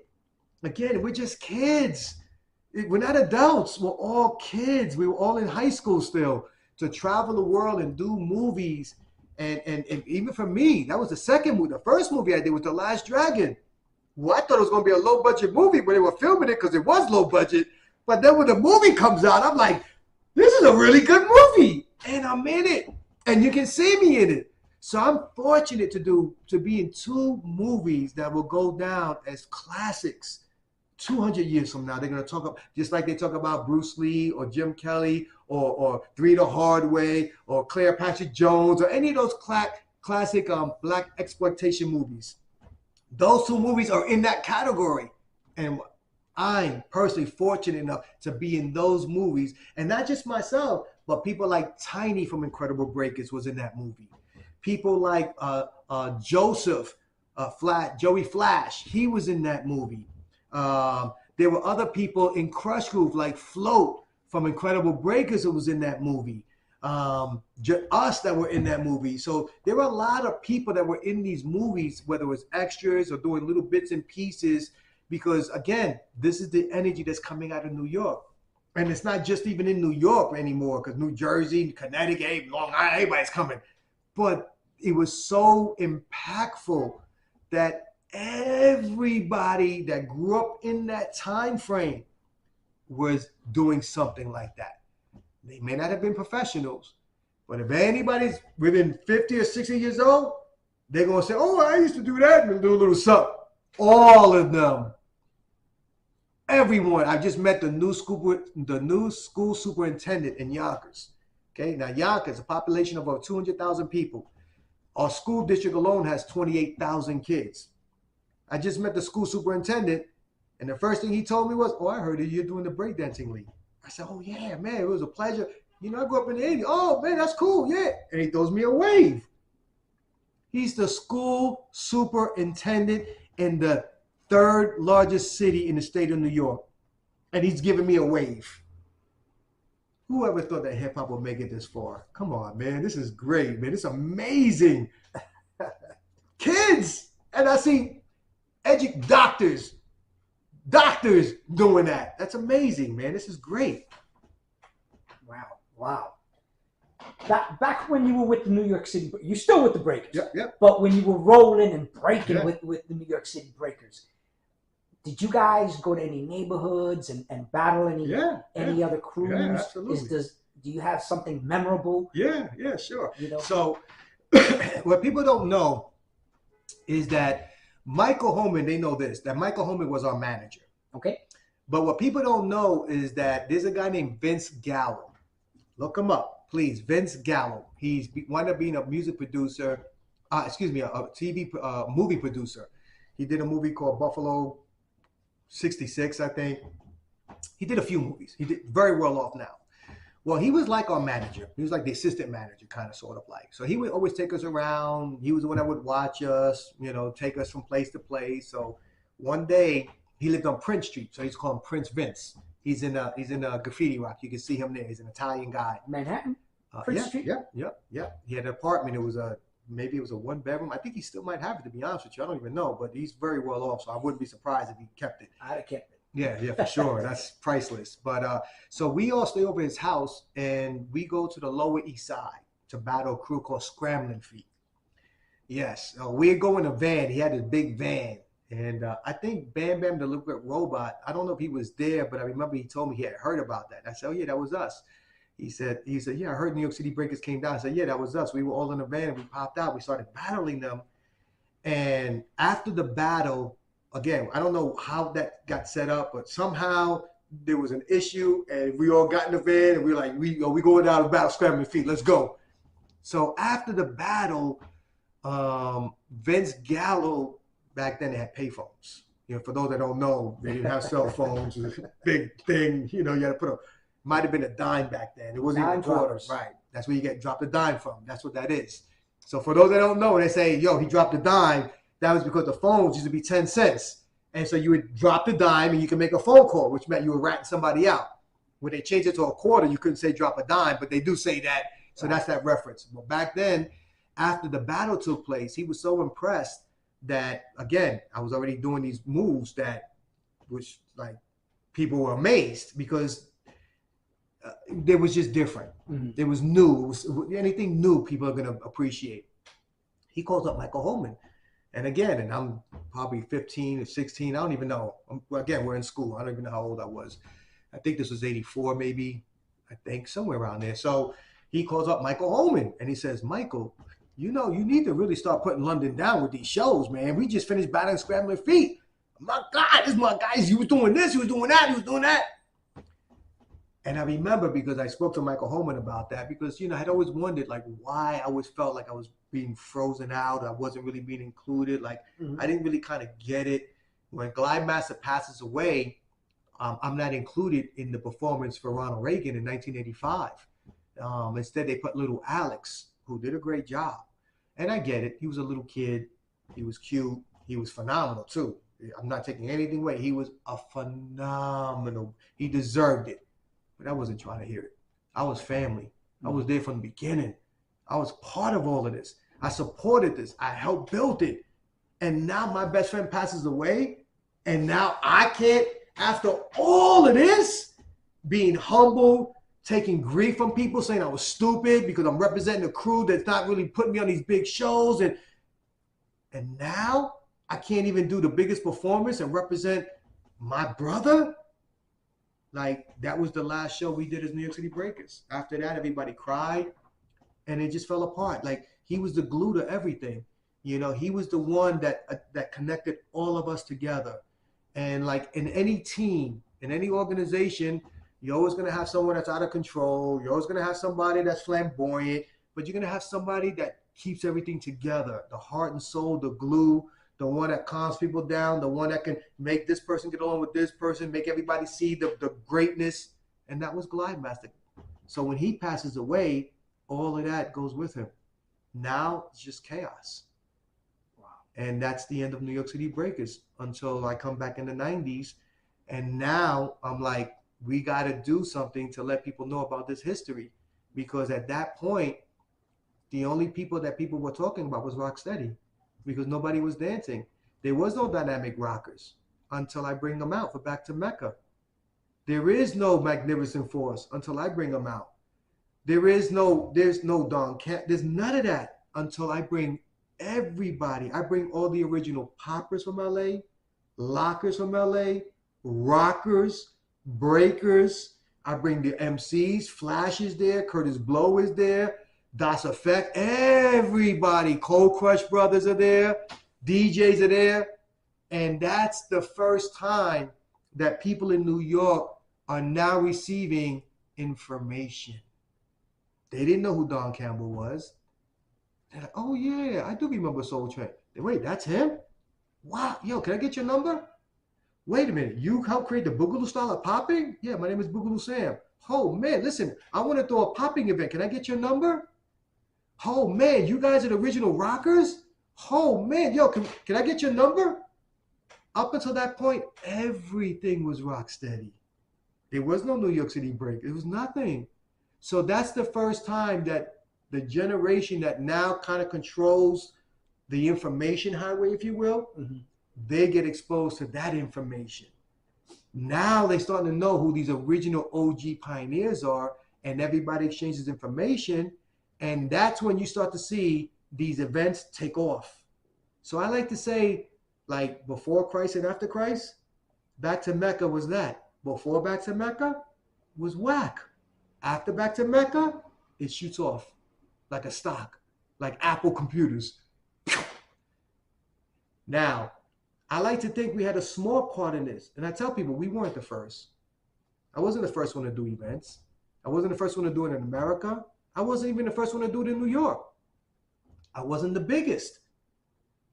But I was the first one to bring all of the impactful people from all the different cultures. I'm talking about graffiti writers. I brought Phase 2 out. I brought out Flint 707, Coco 144, like the real OGs that can share their history, because I got tired of talking about it. They don't believe me. They don't want to listen to me. You know what? Let me get all these guys out. King Uprock was there. All of them. Thank God I have the footage that documented all of this. And so that's what I tell people. I did it because I felt like it was important to let people know about this history, because the history that I was hearing, I lived it. I don't remember it that way. So you can't tell me anything because I lived it. I'm a real Bronx B-boy. I'm not from Brooklyn, no disrespect. I'm not from Queens, no disrespect. I'm from the motherland, from where it really started. And it started with the Black and Puerto Rican community. We laid the seeds on this ground right here. And we are the fruits of all of this. And people need to understand that. B-Boy London. Yes, sir. Were there any DJs that were down or part of the New York City Breakers you love to talk about their history with you? Man, I can tell you right now that Kid Capri, as someone that grew up with all of us, back then he was known as Poochie. He was a DJ. I actually have footage of one of his parties from 1981 where you get to see Little Lep in that footage. Kid Nice is in that footage. Icy Ice is in that footage. Charlie Chaz is in that footage. Well, Floor Masters, Eastside Juniors. I think Mr. Ed is in that footage. And I think you might even hear in the background, they mentioned Kid Capri's name because he was the DJ. Kid Capri and Glide Master, Matthew Caban, were actually best friends in like elementary school growing up. And then when me and Glide Master connect, that's when like him and I become more best friends. And then that relationship, they're still special. Like Poochie is family. But that's when like he's more going into the music and we're going more into the dance. And then now, because my relationship with him is about the dance, I kind of separate the DJ from the dancer and we kind of go our separate ways. But to me, I feel like Kid Capri is part of New York City Breakers even to this day, just because he grew up with us. He knows all of us. He partied with us. So he's part of us. You know, even though he's not a breaker, but he's family. There's no question about it. Right. Indeed. And that's not to take anything, because Charlie Chase, he has a great relationship with some of us. He's one of the early Puerto Rican DJs that were out back then. You know, there were other people too, you know, that made a significant influence. And you know, they deserve their credit, you know, and it bothers me a little bit that because they're viewed as being Puerto Rican, that they're not mentioned. And I don't even know that people don't realize this, but Smokey, who's before a lot of these people, DJ Smokey and the Smokertrons, Smokey was Puerto Rican. There's a DJ/MC named DJ Tex Hollywood, who's before all of them, was also Puerto Rican. And he's still alive. And for whatever reason, he doesn't like to talk about the history. I'm not really quite sure. But he was known as the man with the golden voice. But if you get your hands on some early interviews, there are one or two people that actually mention him. But when you talk about the early days, I'm talking about before Kool Herc, before Africa Bambaataa, before Jazzy J, before all of them, there's DJ Tex Hollywood, who was Puerto Rican, who was doing stuff with people like DJ Cool D, his brother, the mixologist. Those are people from like Bronx River. He's a part of all of that, and he never gets mentioned. But if you speak to those early pioneers, they all know him. They just never talk about him. But if you bring his name up, they can't deny his place in history. Got it. Would you talk to us about the clubs that the New York City Breakers frequented? And was there a club that you guys considered this is our spot?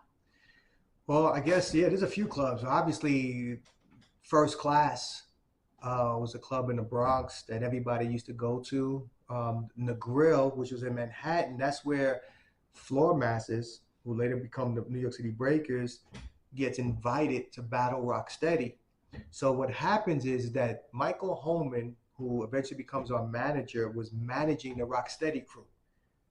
Sometimes they don't like to admit it, but he was their manager or agent, manager, whatever. He was overseeing them in a professional way. So whatever semantics you want to play, he was either their manager or their agent. So there's a lady named Cool Lady Blue who was a promoter. Michael Holman was getting into that business of promoting parties. So she got this club called The Grill in Manhattan, and I believe it was Thursday nights, and she invited Michael Holman to join her to promote these hip-hop parties. Back then, a lot of the graffiti artists or just aerosol artists or artists in general would do these shows, and they needed entertainment, so they would call us to dance. So that's really where the promotion starts to come in. That's what people don't realize. It's a little forgotten part of history. A lot of this energy really comes, that's why when you look at the old photos, you'll see people like Andy Warhol, Campbell Soup designer, like he's there. Fat Five Freddy, you see him being a part of that. Blondie, who did that record, you see it because this is the art world. Downtown, right? We're from the Bronx. We're not going to Manhattan really, but now we're starting to go there because we're being invited to go there. And that's where you see, again, punk rock was a part of hip hop culture before it was called hip hop culture. Rock, funk, soul, Latin, all of these things. Again, that's why a group like the Cold Crush Brothers did a record called Punk Rock Rap. Why would they do punk rock? Because that was a very impactful part of hip hop. We go to parties, there were a little section where you get a little break and play a little punk rock music, Red Lobster, and everybody was dancing. That was like just like playing slow music. Right. You know, at the end of the night, you play the slow music. Cool. All right, well, here's a little break. We'll play a little bit of punk rock stuff. So that's how Malcolm McLaren and all of those guys, the Sex Pistols, that's how they all kind of get involved because we're all misfits. We're all outsiders. We're all agitators.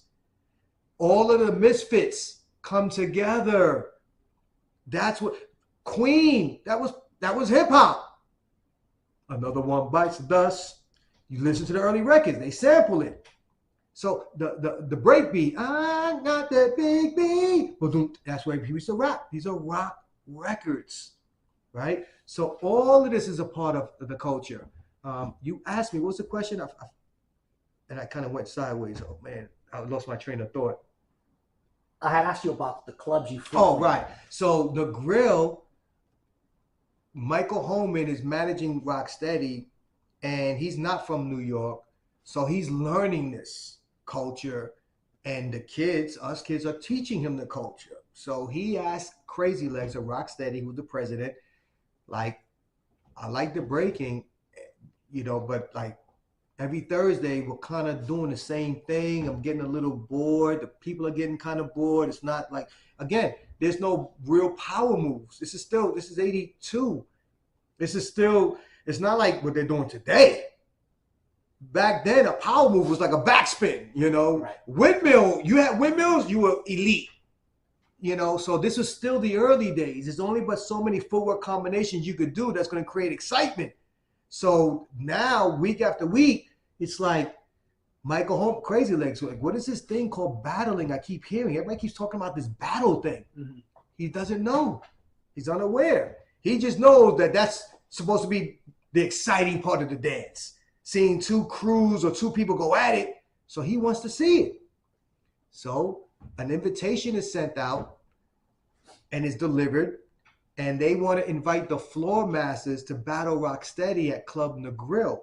Now, Michael Holman comes to New York because he wants to make movies. That's really what his objective is. And he has a camera. So Legs invites the Floor Masters to battle Rocksteady, not to give them an opportunity, like he likes to say, Right. but to embarrass us so that he can look good on camera. See how great my crew is? Look how we embarrass those guys. So let's get an easy target, someone that we can beat up on so we can look good. This guy, Michael Holmes, is going to film it. We're going to look great. But little did he know that the Floor Masters were not a bunch of street bums, that the Floor Masters had some stuff. And in that battle, which was recorded, it was documented, that's what changed everything. Because after that battle, the Floor Masters walk away laughing. We smoked them, we killed them. Yo, you saw that? You saw how we took the crowd? Everybody loved us. Now, as everybody's walking away, who's running behind them? Yo, don't leave yet. Yo, I'm Michael Holman. I like to manage you guys. Please, let me help you. Here's my number. Here. That's the beginning of him leaving Rocksteady. And now saying, I'm going to go with these guys. Why? Because he saw the future. He saw, like he said, quote unquote, the Floor Masters spun longer, spun harder, were more athletic. Rocksteady way made it be more polished in the footwork. But these guys were doing something that everybody was amazed. That was the beginning of the change. And in fact, what I like to tell people, because they don't really fully understand, because Michael Holman has a tendency to say that he created the New York City Breakers. That's like saying Columbus discovered America. You didn't create something that already existed. They do that a lot, huh? They do that all the time. So just to be clear, for the record, the New York City Breakers was created by Noel Manuel, aka Kid Nice. He's the one that said, I want to start a crew. He's the one that said, let's get all these guys together with his best friend Chino Lopez. That is the creation of the New York City Breakers, who were at the time known as the Floor Masters. Now, when Michael Holman gets involved, he gets involved because there's a famous graffiti writer named Phase 2 who has a brilliant idea of making an all-star crew. So when he hooks up with Michael Holman, who says, hey, I like that idea. I got the same idea. Wink, wink. Let's work together. So when he sees that battle between the Floor Masters and Rocksteady, he drops Rocksteady like a bad habit, jumps onto the Floor Master team, and says, I'll do whatever it takes, but I want to manage you guys. Now, keep in mind, he's one of the promoters at Club Negril, along with Lady Blue. Now, Lady Blue, her time runs out of Negril. They don't no longer have Negril. She has a new spot. You know what the name of that new spot is called? Talk to me. The Roxy's. So now she says, Michael, I got a new club. It's called the Roxy's. Do you want to partner up with me over here? His reply was, you know, Lady Blue, we had a good run together, but I'm going to focus on the Floor Masters. I see something special in this group. And I think that as much as this club, again, brand new, called the Roxy's. Sounds great. I'm sure you'll be successful at it. I'm going to stay with this. The Roxy's become the biggest club on the planet. Nobody ever talks about Lady Blue. She becomes the manager of Rocksteady. She has significance, but no one ever talks about her. But they talk about Michael Holman, right? She helps him. Nobody ever talks about her, but they talk about him. Why? Because he's smart. He said, in my view, the floor masters are like the Yankees. If you, man, let me manage Babe Ruth, Lou Gehrig, all these all-time greats. I may not know what I'm doing, but I can win a World Series with that team. Well, to me, he had the Yankees. So the way I see it is, when he comes on board, phase 2, to me, does not get the proper respect. He played a big role. He's the one that comes up with the name, the New York City Breakers. Not Michael Holman. It's actually phase 2. So Michael Holman does not come up with the name, takes a crew that's already together. The original 5 members of the New York City Breakers are Kid Nice, the founder, Action, the leader, because he did all of the talking for the most part, Glide Master, who was the glue, the heart and soul, Powerful Pecs, who was the logo. All of them are floor masters from Kingsbridge. The 5th person was Little Lep from the 7 Deadly Sins, but he was from the neighborhood. All 5 are Puerto Rican. All 5 are from Kingsbridge. But when you hear Michael Holman, you hear him say, I wanted to start a crew, an all-star crew from every crew, all boroughs. So I recruited everyone from everywhere. But how could that be accurate if all 5 people come from the same neighborhood? It's not even like I'm from the South Bronx, he's from the North Bronx, he's from the East. Everybody's on the same neighborhood. Kingsbridge, whether you're a block away or 2 blocks away, most of everybody was on the same block. University in Kingsbridge. So with that being said, to me, I think that a lot of people are just stretching it a little bit because they want to feel more significant, more important, but they're doing a disservice to the people. I mean, think about it.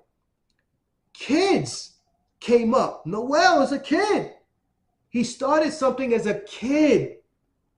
It's the kids that changed the world. It's the kids that made the difference. It's the kids that did the inspiring. It's the kids that paid the dues, that did the hard work. It's the adults that messed everything up. It's the adults that exploited the kids. It's the adults that put the money over the people, over the concerns of the community. They did that. They exploited it. They ruined it. When the kids were in control, it was popular. It was exciting. It was dynamic. When the adults got involved, it became a business. It got cold. It became ruthless, heartless. So I don't subscribe to the adults. If you look at history, it's the kids that changed the world. As much as we give credit to Dr. King and Malcolm X and everybody else, it was the kids that they set the dogs after in Alabama. It's the kids that the fire department shot with the water hoses. It wasn't the adults. It was the kids. And when the American people and in the world saw it on TV, they said, oh my God, look what they're doing to the kids. Not what they're doing to the adults. Not what they're doing to Rosa Parks. Look what they're doing to the kids. The water hoses, the beatings, the dogs chewing on them. That's what led to the civil rights legislation.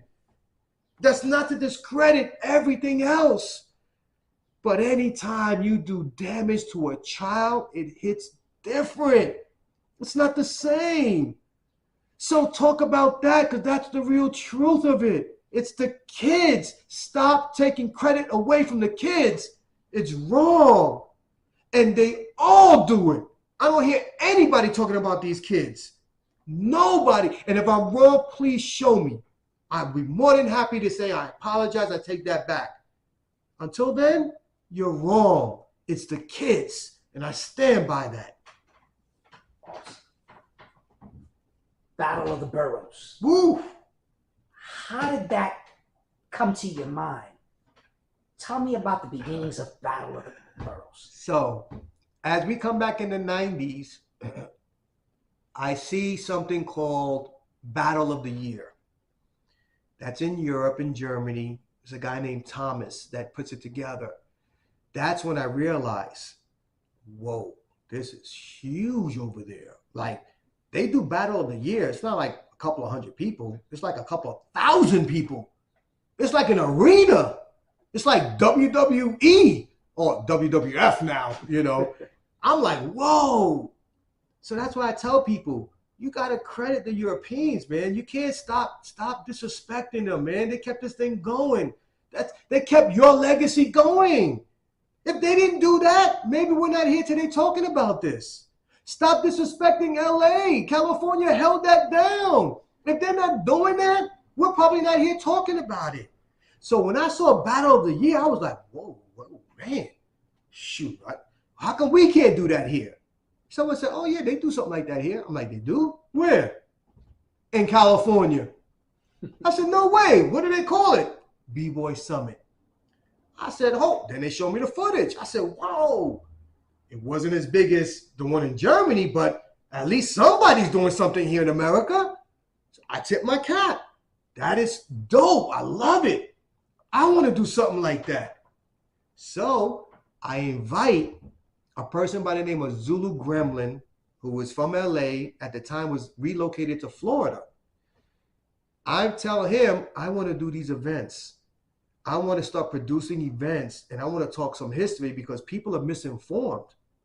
He says, London, I did an event called the B-Boy Masters Pro-Am. I just did it like, I don't know how many months ago. I didn't even hear about it. I didn't know because, again, I'm not in touch like that. I just took his word for it. Okay, well, cool. Listen, I'm doing something over here in New York.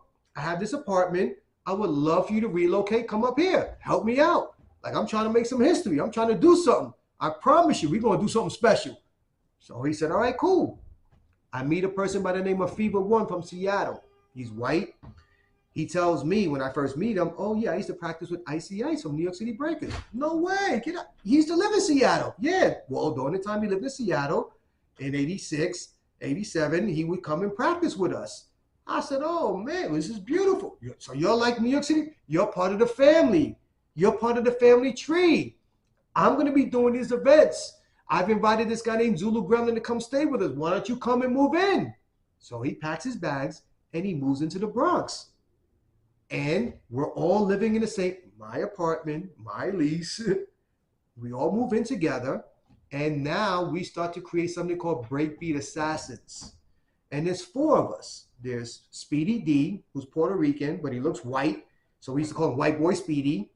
There's Zulu Gremlin, who I'm not sure. He's Spanish, but I'm not sure what Spanish. He might be like half Ecuadorian, maybe half, I don't know, but he's Spanish. Got it. There's Fever, whose name is Carter. He's white. And there's myself. We create the Breakbeat Assassins, and I'm producing music, and we're producing breakbeats, and we just want to kill it. So we assassinate all breakbeats musically, dance-wise. So now we start performing. We bring in a guy named Ray Boogie, who did that record, Puerto Rico, oh. So he becomes our rapper. We meet a group by the name of Terror Squad. So they do a couple demos with us. And now there's new energy coming out. Again, this is in the mid-90s. So now it's not just breaking. Now we're producing events, we're producing shows, we're producing music, we're producing ideas, concepts, we're acting, we're doing everything because you don't know where life takes you. So now let's prepare to do everything. So the house, there's no furniture. There's the music equipment and mirrors. That's it. You want to eat on the floor because that's what we practice. You can't, I'm not going to move the dining table. I'm not going to move any sofas. Like, this is work. We're here to do a job. This is our life. We're going to eat it, drink it, sleep it. You're either all in or you're all out. There's no, once you jump off the cliff, there ain't no reverse. You're committed. There's no going back. You move into the Bronx, there ain't no going back. That's a commitment. So from that, the energy is great. We're doing music, we're doing shows, we do Zulu Nation anniversary, we're everywhere now. Now we have a buzz. at this time, you know, I'm big into basketball. So I've worked with MSG. I've worked with Nike. I was with MSG for I don't know how many years. Nike, 16 years, a long time. So I see a flyer one day that Nike's putting together a basketball tournament. And in this flyer, they call this basketball tournament Battle of the Boroughs. So when I saw that, I said, oh man, that's really freaking cool. How cool would that be if we could do a breaking event called Battle of the Boroughs? So that's where that concept really comes from. The real truth. Like, that's really what it stems from. So it wasn't like I created it, but I kind of did. I just got inspired by what the basketball community was doing, because I was a big part of the basketball community. And I incorporated it into the b-boy community. But before I did Battle of the Boroughs, I did Back to Mecca. And the reason why Back to Mecca came out was because I wanted to tell the history of it.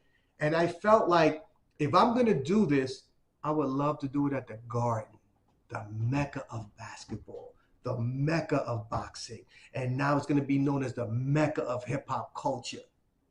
So now I reach out to Curtis Blow and all the people I used to know, and I start putting videos together, I start promoting it. And Curtis, can you do, you know, I start doing little commercials, and then I just start inviting everybody. I pay for everybody to go out to California to go back and meet these people so that they can tell them, yo, come down to New York. We do a 3-day event. It was September of 1998, and that's where all walks of life come. People from Europe came. People from California came, Boston, Miami, all over. I was very fortunate that reporters from all over the world came. They wrote articles on it. I kept those articles, saved them. Even Wyclef, you know, like everybody, you know. So it made me very proud. That led to, you know, me knocking on doors looking for money, because like they didn't have sponsors back then. Mm-hmm. So I became the sponsor. So not only was I the producer, the director, the writer, but I was also the sponsor. Because everywhere I turned around, nobody was really trying to support the hip hop community or the b-boy community, because there was no blueprint. It wasn't like they had something that they can compare it to. Mm-hmm. I mean, you had the Zulu Nation anniversary, you had the Rocksteady anniversary, but those were not b-boy events. They were not focused on the dance. Zulu Nation was focused on their history, which predominantly was the MC and the DJ. Mm-hmm. Rocksteady was getting money from the record labels. So on stage, it was all rap. And if you were a dancer, okay, we throw some linoleum on the floor, you guys could dance. But the b-boy wasn't the center. He wasn't the highlight until Back to Mecca came. That was a b-boy event. The MC did not get top billing. The DJ did not get top billing. New York City Breakers and the b-boy community got top billing. And everybody comes after. And the highlight were the battles, the panels where everybody got to speak on their history. So there was nothing more satisfying to me than to see on stage New York City Breakers, Magnificent Force, Rocksteady, like all of the OGs. Now let me see you live. Because now everybody's there. It ain't he said this, she said that, and I'm going to go. No, everybody's on stage at the same time answering the same question. Now there is no misunderstanding. Same thing with the poppers and the lockers. All the OGs. Let's clear the air because they're not listening to me. So I'm going to bring all these guys in, all the DJs. Let's go. Share your history. So that was the beginning of me bumping heads a little bit, because everything wants to be, whoever they are, the powers that be, wanted a consistent story. If you really study this, you can see this. If you really connect the dots, you can actually literally see where everything starts to change. Just go back and listen to all the interviews. Go back and see how everything is put together. You can see the shift. So I say all that to say that, again, breaking comes from the rock community, meaning rock dance. That comes out of the Latin Boogaloo era, the Puerto Rican or Latino community. Rapping goes back. I can't begin to tell you how many rap records that came out before 1979. Don't listen to me. I got the records. You can just listen to it. Now you can argue, well, that's not a hip hop beat. Well, there was no hip hop in the 60s, 50s, 30s, 20s. There was no hip hop in 70, 71, 73. The word did not exist until the late 70s. So what do you mean hip hop beat? What does that mean? There are documentations, there are records, there are things. If you just do your homework, you can trace everything. People want to say Muhammad Ali was a rapper. I can go with that. People want to say the last poets. I can go with that. By the way, Feliciano was the last poet. I don't hear his name a lot. Why? Is it because he's Puerto Rican? Right? He's dark-skinned. He had an afro. Before people really understood what a Puerto Rican was, I'm sure they probably said, oh, they were all black. But now, you speaking Spanish, you talking, Latin history, like, oh, he's Puerto Rican. Okay, well, you know what? He wasn't the original last poet. My man, he played a significant role, not just in the last poets, but as a young lord, as a historian, as someone that fought for free lunches, for someone that fought for us to be treated equally, for us to receive the services that we were denied as children. He fought for that. How dare you disrespect this man's name or the young lords who did a lot? You know how much courage it took for them to take over a church? You know how much courage it took for them to set fire to the street because sanitation didn't want to pick up the garbage? Like, do you understand what they did? Go back and look at history. Young lords, Black Panthers, Jews, all of them are marching because what they were doing to us was unjust. It was criminal, and nobody was doing anything about it. We had to fight and fend for ourselves. That's the truth. Go back and look at what happened. Go back and look at the documents. Go back and look at the footage. These are factual things that happened. Please do not change what made us who we are. Because once you take milk and you drop just a pinch of chocolate in it, it ain't milk. You may say it's light-skinned chocolate, dark-skinned chocolate, meat. It ain't never going to be pure. And when we come to this country, it ain't never going to be the same.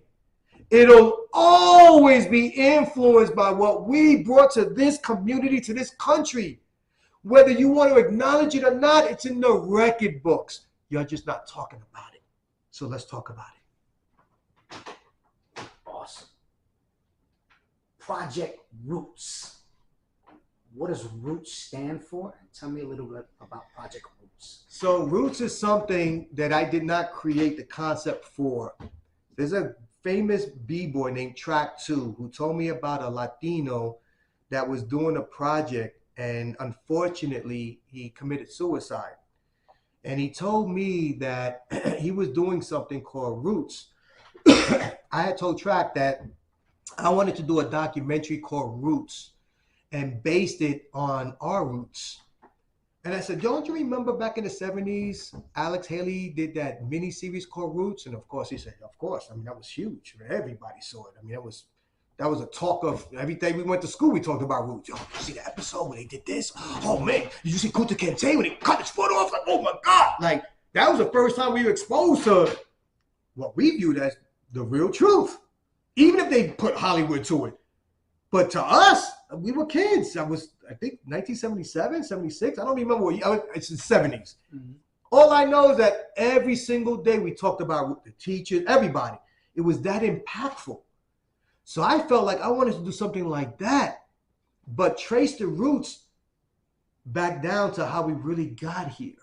And in my opinion, that comes back to the 1898 war, the Spanish-American War, where that really changed the landscape of things, which is what led to the Great Migration, which is the Puerto Ricans coming over here.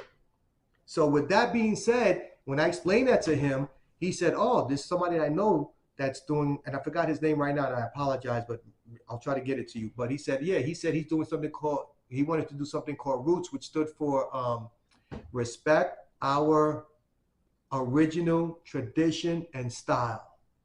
And I said, oh man, what a nice acronym. You know what?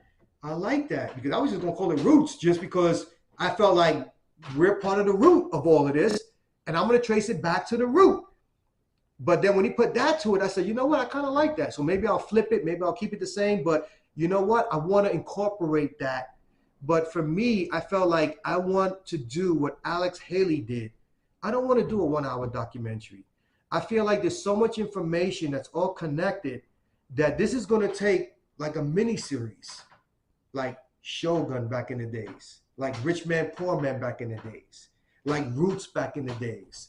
Like it had to, like Michael Jordan did a documentary and did a 6-part series, or the Kanye West did a, 3-5-part series. Like at this point, there's so much information that I feel like you really need to get into the root of it so that people can't argue. If I show you this document, how can you argue with it? If I show you this footage, how can you argue with it? If I bring out this book that was published in this year, how can you argue with that? These are the roots of what all of this comes from. So we're the root. You got the trunk. You got the branches. You got the leaves. You got all these different elements. But you can't talk about the leaves without talking about the branch. You can't talk about the branch without talking about the trunk. You can't talk about the trunk without talking about the root. So before you do anything, let's just factually document everything. Let's make sure that we get all the records that we can possibly get. That includes spoken testimony, but I don't want to rely on that. You know how many times people see something and they were wrong? I mean, I tell people, I don't want to base this on opinion. It's like boxing.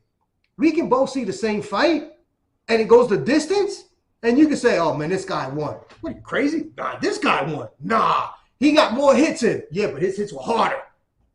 You can debate. Unless you get knocked out, it's subjective. It's not baseball who scores the most runs. It's not basketball who gets the most points. It's not football who has the most touchdowns. There's no way of justifying what you're seeing. It's all going to be opinion-based. I don't want to do a documentary like that. I want to do something that's based on the DNA, on the evidence that we uncover, and use the oral testimony to just validate. I can't use the oral as the basis of the documentary, which is what everybody's doing. Oh, let me interview Kool Herc. Whatever he says has got to be right. Come on. I think we've already demonstrated that everything he says is not 100% right. All I'm saying is that if you're going to make a statement, let's back it up with evidence. If it's not backed up with evidence, then I don't think we can make that statement, or we should use that statement. And if you are going to use that statement, then you have to put in there that this is not a factual, or this is subjective, or this is just opinion-based, or this is her, or whatever. You can't go out there and say that this is factual if you have no documentation or evidence to back that up. That's why people say, allegedly, to protect themselves, right? Well, it's all alleged. Unless you bring me the documentation, the video, the movie, the poster, the flyer. Unless you bring me that, I'm not really trying to hear it. I can't see any. There's a gazillion flyers out. How many flyers have hip hop in 1973? 0. 74? 0. 75? 0. 76? I think that might be 0 too. I think the first time you see the word hip hop might be 79, at earliest 78. Sugar Hill. I could be wrong. I haven't seen a flyer in 1975 that says hip hop on it. If I'm wrong, please produce it. Somebody out there that's listening, please, somebody bring me a flyer that says hip hop from 1973 on it. I'm asking everybody around the planet. I'm not going to leave it from New York, even though it started here. Mm-hmm. I'm saying anybody in the planet, if you could produce something that says hip hop in 1973, 74, 75, I'm going to keep my mouth shut. Until then, you can't call it hip hop. Awesome, awesome. Especially since disco played a huge part of this. It's a foundational, rudimentally. Listen, without disco, there ain't no hip hop. Without the Latin flavor, there ain't no hip hop.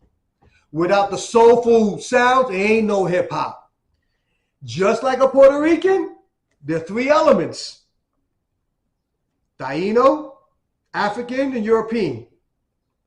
Just like hip hop, you got soul, you got Latin, and you got the disco. That's why everything was disco. Everything. The Fat Boys, their original name, Disco 3. Sal Abbatello opened up a club, Disco Fever. He didn't call it Rap Fever. He didn't call it Hip Hop Fever. He called it Disco Fever. Who did he have playing there? People that were rapping, DJing. They're considered hip hop pioneers. So then why is everything disco? Sugar Hill Gang, the first rap record. Not the first record that has rap on it, because it's not. But it's the first 100% rap only record by a group. First. Ever. Now, if you want to say Pig Martin, Here Comes the Judge, he was rapping, okay, I got no problem with that. Sugar Hill, again, is the first rap record by a group, period. Period. That's what they are. They used a disco beat. Good times. Disco group. So you can't disregard the place that disco played in this. Because whatever you do, the one thing that I see on all of those flyers is disco. I can go 74 and see your disco flyer with rappers on it, with DJs on it. I don't see anything that says hip hop. I don't see anything that says breaking. I don't see anything that says b-boy on it. That comes later. So please, if you're going to repeat history, come with the factual stuff. Leave your own personal opinion out unless you're going to say, this is my personal opinion. But don't make it as though you're speaking factual, because there is no hip hop without disco. There is no hip hop without rock. Just like there is no disco without soul. It's all one and the same. And that's really how people should be talking about hip hop. Awesome, awesome. The largest international venue, I think there is, the Olympics. 2024, Paris, Summer Olympics. B-Boy London's take. Talk to me. Well, for those that don't know, that concept originates with the New York City Breakers. That is factual. There is no argument about that. I think today, what's today's date? May 8th. May 8th, 2024. I think it's pretty well known, documented, that a person by the name of Chino Lopez in 1983 on a show called PM Magazine, for those who are old enough to know what PM Magazine is, it was like a variety show or news show, celebrity, kind of like Hollywood news type stuff. Mm-hmm. They did an interview with the New York City Breakers where Action says on camera, we, the New York City Breakers, challenged the 1984 gold medal Olympic team in a floor exercise routine. Now, him and Kid Nice would always talk about, like, man, how cool would it be to be in the Olympics prior to all of that? But it was never spoke about publicly until he said that. Action. Then, January 15, 1984, Action takes a white piece of paper and writes, we, the New York City Breakers, see breaking as an Olympic sport and ourselves as pioneers, and tells everybody to sign it. Powerful Pex takes that and takes a picture with it. It's documented. It has the date on it. So when people go and do the research, nobody ever gives Action that credit. Michael Holman must have did 1,000 interviews and never once, again, just like I said, never. If there's an interview that Michael Holman did, unless it's very recently, where he mentions Action, he's never done it. He's always made it seem like it was his idea. I wanted to make this all-star crew. I wanted to make them more athletic. This is something that I could see in the Olympics. But I never hear Action.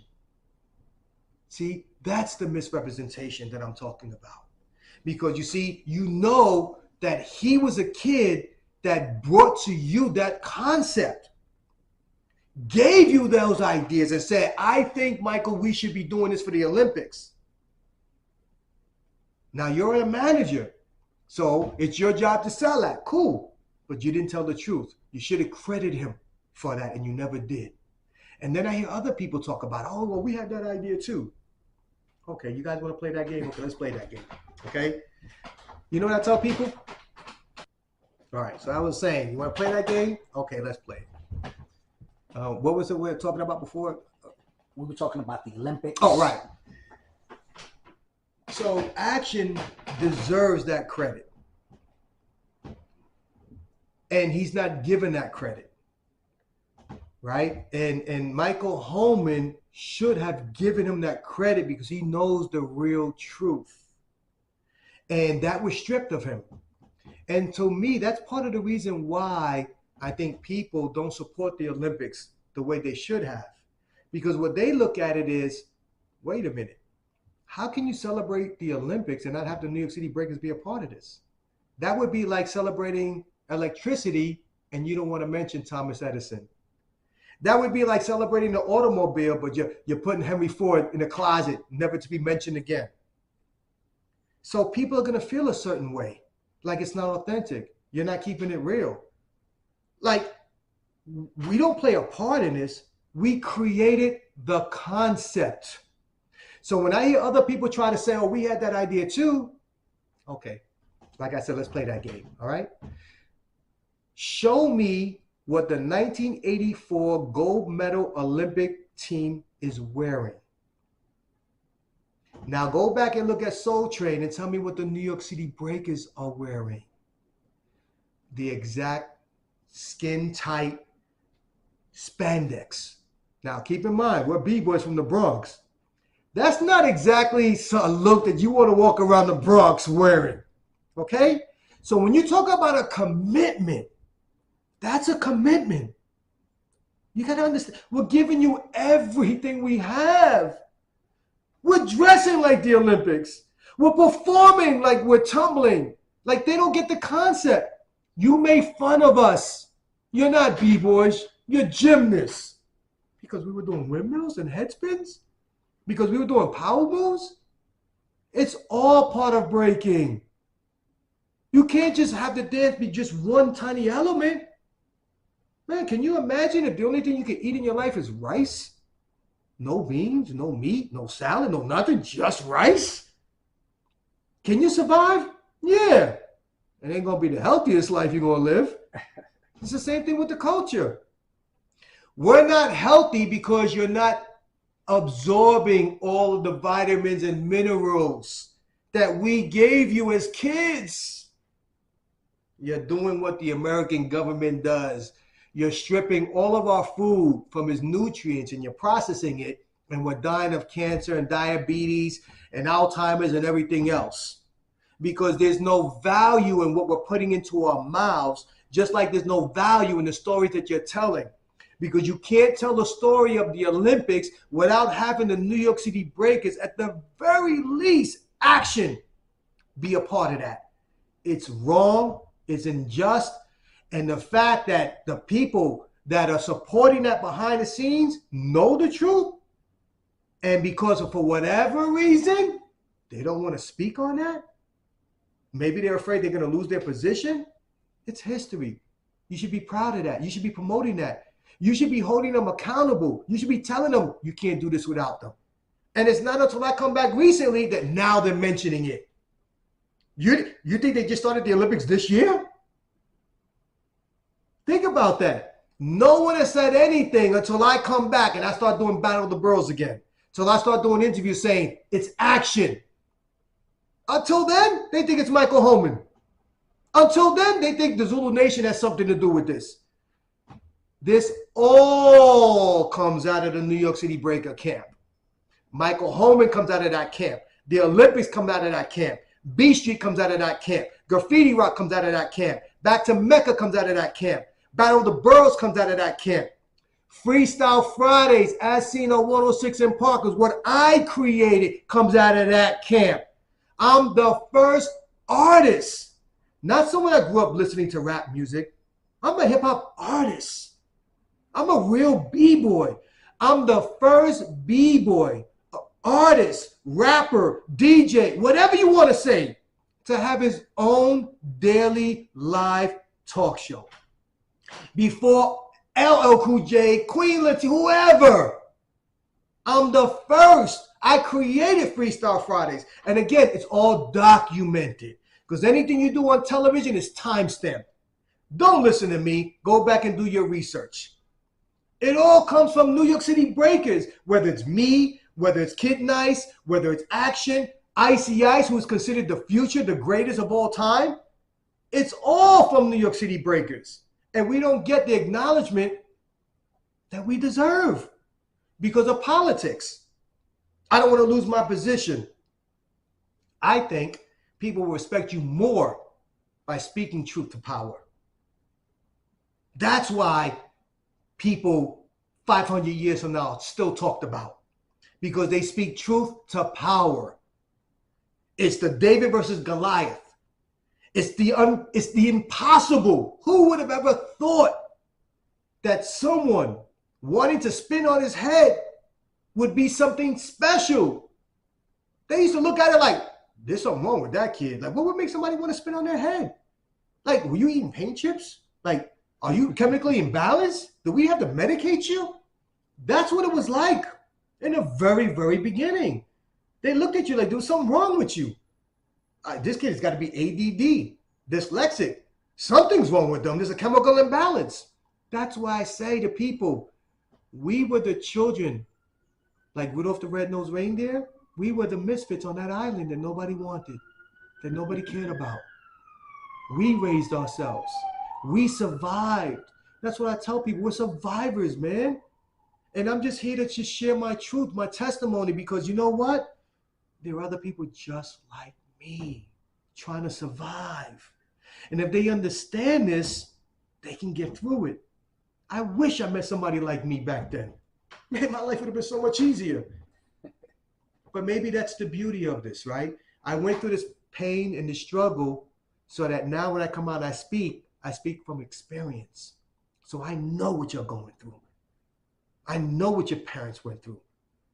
So please learn from my experience. You don't have to repeat those mistakes. That's what I want to bring. That's the legacy of New York City Breakers, making positive change. And I think we've done that. And I hope that we continue to do that. Continuing on that concept, it's a great segue on the positive change. You've implemented a lot of things up in Yonkers. Yeah. Can you talk to us about the AAA All-Stars, the Kids Breaking League, the efforts you're doing with the city of Yonkers, and breaking? So when I come back again, it's the third round, right? I got the 80s, I got the 90s to 2000, and now here I am back again. I like to think like I sat down with the mail, right? When I leave breaking in 2000 after doing my TV show, and I decided, you know what, I could be wrong, but I probably will never make this kind of money again in my life. So I went and bought a house and said, I don't want to be like a lot of people that I grew up with, very famous, very rich, and they have nothing to show for it. So I said, at the very least, at least I want to be able to have a house. So I paid off my car note, I paid everything off, bought the house, and I told my wife, I want to start a nonprofit. My kids are playing basketball, our kids are playing basketball, and I want to be a part of that. I don't want to be an absentee father. I was traveling, I was hard. I wasn't really a father, Kids just know me from the photograph. It wasn't like I was in their life. So I felt like I want to coach basketball. So I started doing that, but I felt like I was missing something because I was still hip hop. So I started combining those two worlds together, and I created an organization called the AAA All-Stars. And I believe that in order for a child to fully develop, you had to develop the 3 A's. Academics, we help develop the mind. Knowledge is important. Athletics, we help develop the body. Take care of yourself, eat well, exercise, be active. And then the last A, the performing arts. a way to communicate or express yourself. Some people use a pencil.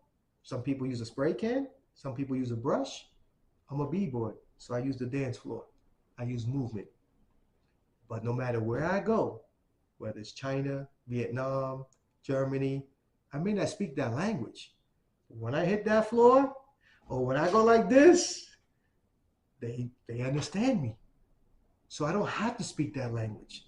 Dance is a universal language. So if you understand all of that, then you understand that we communicate. We don't have to necessarily communicate verbally, right? And then the way that we receive information, some are visual learners, some are traditional learners. So when you understand all of those things, then you can put together a curriculum or activities that develop the mind, body, and soul, if you will. That's what the AAA All-Stars. You're going to be the best in the 3 A's. The best in academics, the best in athletics, and the best in the arts. You are the all-stars of those domains, if you will. So now, because I'm missing hip-hop, I'm missing the breaking work, I start teaching them how to dribble to the rhythm of the music. They start up-rocking, behind the legs, between the legs, behind the back. They're doing all these tricks. And one day, I go and I'm doing, like, there he is with the dribble dibble up the middle, pass it to the, I'm starting, I'm doing everything N1 is doing. And somebody recognizes that and says, listen, the Knicks are filming a TV show and, maybe you should come down and just, I can't guarantee that you can be a part of it, but, at least you get to meet people. So I'm like, all right, cool. I'll go down there. And long story short, they don't have an MC. For whatever reason, whoever they hired, whoever was supposed to do didn't show up. So now they're like, hey, we got B-Boy London. They're like, who the hell is B-Boy London? Oh, he used to have a TV show. They're like, what does that have to do with basketball? So now I'm hearing like, this don't sound good. I better go out there and sell myself. I'm like, hey, listen, I'm B-Boy London. They're like, who the hell are you? Get away, But long story short, I was able to convince them, look, what do you have to lose? Give me 5 minutes. You don't like it? All right, you lose 5 minutes entertainment. But you never know. Like, you ain't have anybody, so like, just give me an opportunity. So once they gave me the mic, I never put it down. And the rest is history. I wind up becoming part of the MSG team. I wind up becoming part of the Knick organization. They wind up saying, how can we support what you're doing? I had them come to Yonkers. They would do camps for us for free. They would give us tickets. I would go to the mayor and say, listen, can we get a couple of buses? So we can, we had 50 kids, all free. Everything was paid for. So it was great because then I start mixing the hip hop, basketball, all these tricks, music, breaking, kids. And one day we did a halftime show and I didn't realize that the Nike representative for the East Coast region was in the audience. It was a championship game. We did a performance and knocked it out the box. Again, it's all documented. Everything's on film. And by the time I get to the dressing room, I see this white guy saying, man, that was incredible. Now, the next question is, who's responsible for all of this? And as he's saying that, I walk in. And when I walk in, everybody goes, yeah! They start pointing at me. And then he tells me, listen, we would like to work with you. You are exactly what Nike is. Your youth, your sports, and your hip hop. And I wind up joining. I wind up doing a couple of TV shows called The Last Man Standing, where I was the MC. I did all of the games, hosted. You see me on TV. You see me on all of that. I wind up doing their camps because now I'm mixing hip hop. I'm mixing youth. And I start doing basketball games. This is before the NBA even played music. Because back then, the DJ would play halftime and timeouts. Even in the street ball tournaments, the DJ would never play music during the game. It was just, you're the DJ. When the timeout comes, play your thing. When halftime comes, you can go off, scratch, do whatever you want. But to me, I brought B-Boy, the culture, the B-Boy culture, because I didn't see a difference. I looked at it like they're competing, just like B-Boys are competing. They got a big circle in the middle of the floor, just like we would dance in a circle. So I just looked at it like, I'm going to make the music speak. Since I don't have the microphone and I'm not getting the visibility or the recognition because I don't have the mic. You got the mic, you're the star. So, because I'm just playing the music, I'm in the background. So I made me say, well, you can speak with your words, but since I can produce music, I'm going to sample vocals and I'm going to let those vocals speak for me. So that's what I started doing. I would just take sound bites of all these hip hop records that I grew up listening to. DMX, let's get it on. Boom. Dikembe Mutombo when they block a shot. No, no, no, no. Flintstones when they would run. I would take all these sound effects and I just started chopping them up. Then I would take break beats and I would chop those up. And I began to blend music during the game, which was frowned upon. I got a lot of heat because coaches were like, I can't hear my team. Like, this guy's playing music and he's got these sound effects, and people were complaining. This guy named Ray Diaz, who was running the Nike tournaments, he did a pro league that Nike is where all the pros would play because they didn't want to play any outdoor tournaments, concrete, outside. It wasn't sanctioned. But Nike had a pro league with pro refs, pro players, indoors, air conditioner. And he said, London, they don't understand what you're doing. Come to Nike Pro City. I started working with Nike Pro City. And within 2 years, every single DJ in every single park now had a laptop, all were sampling music, we're all doing the sound effects. And eventually, I started to get the recognition. And then recently, somebody, a former NBA player, reached out to me, wanted to do a documentary because he said, you know, London, I don't think people realize that you created what every NBA team does in their arena now. I didn't realize that, again, because I'm in my own bubble. I just go to the park, I do what I do, and then I come back home to my community because I'm really involved with my community.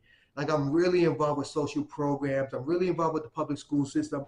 Like, I really believe that the educational system that we have in place today is doing a disservice to our community because we're not really learning American history, because Latinos and African Americans are a huge part of that. But when you look at the curriculum structure, it's barely mentioned in there. So I just feel like the education that I'm providing these kids, they're not going to get in school. They might get it in college, but even in college, they're cutting those back with a lot of these crazy, super conservative Republicans that are denying freedom of expression, creativity, or just factual information that's to simmer through because they're embarrassed on how they treated us. And now, because we don't have to rely on anything but computers, we can look things up. Information is accessible now. I can research now. I don't need a teacher. So now that all this information is coming out, it makes America look terrible. It makes them look like a Gestapo racist country that did nothing but punish anybody that wasn't white. That's what it looks like. And when you travel overseas, that's what it looks like to the rest of the world. I never say I'm American. Where are you from? I'm Puerto Rican. I never say I'm American. I say that with all due respect. I'm born here, I'm raised here, but the truth is that there's a lot of things that this government and this country has done to harm innocent people. And I'm a survivor of that.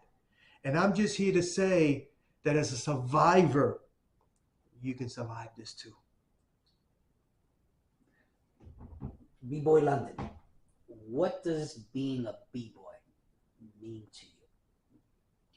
I think being a real B-Boy means being true to the art form and the culture that made us who we are and not trying to change it for artificial reasons. Like, I'm not going to go and make hot dogs out of fake meat and call them hot dogs. You know, I'm not going to make pasta out of something else and call it pasta. Like, it is what it is, the good, the bad, the ugly. It is. I mean, were people lynched? Yes. Were we deprived of opportunity? Yes. Would I change anything? No, because it made me who I am today. The good, the bad, the ugly. If I change one thing, then I'm different. And I don't want to be different. Even though I struggled and I was confused and like, why do all these bad things happen to me? I feel like I understand it now because it allows me to talk about this differently than most people. And again, I respect everybody, but I'm authentic and I'm in touch with my spiritual awakening. Like I'm in tune.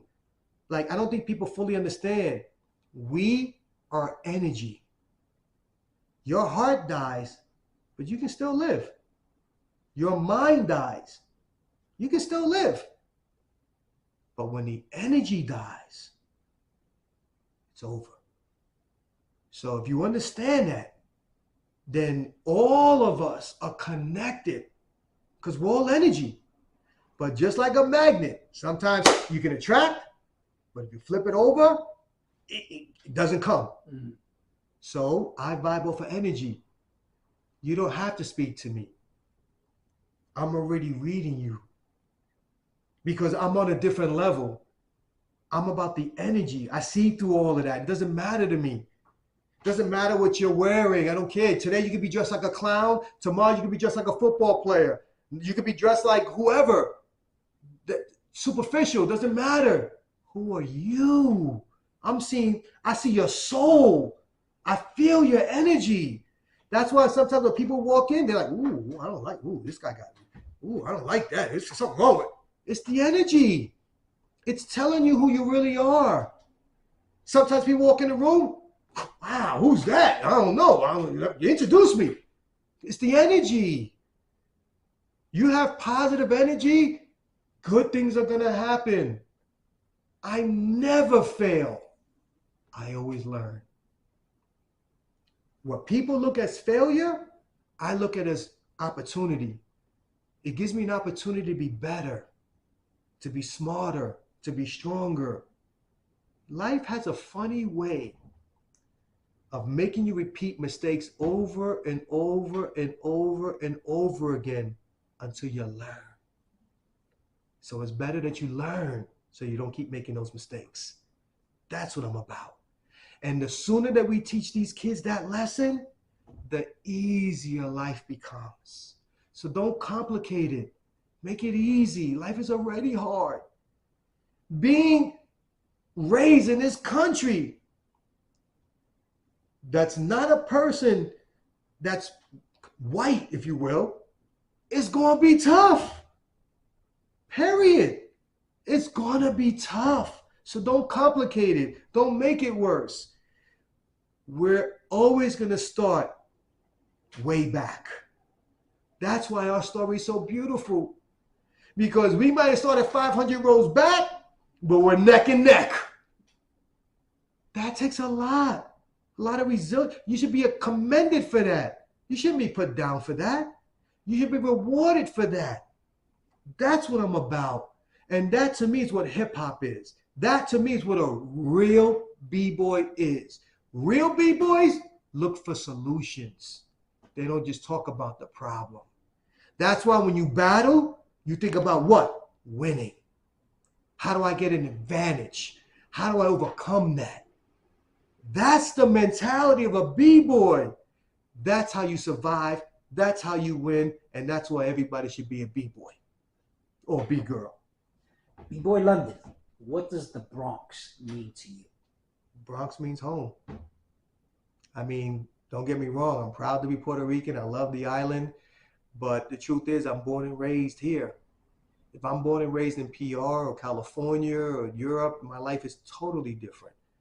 So I can never feel more proud to know that being of Puerto Rican descent and knowing what we did with little resources, really no opportunity.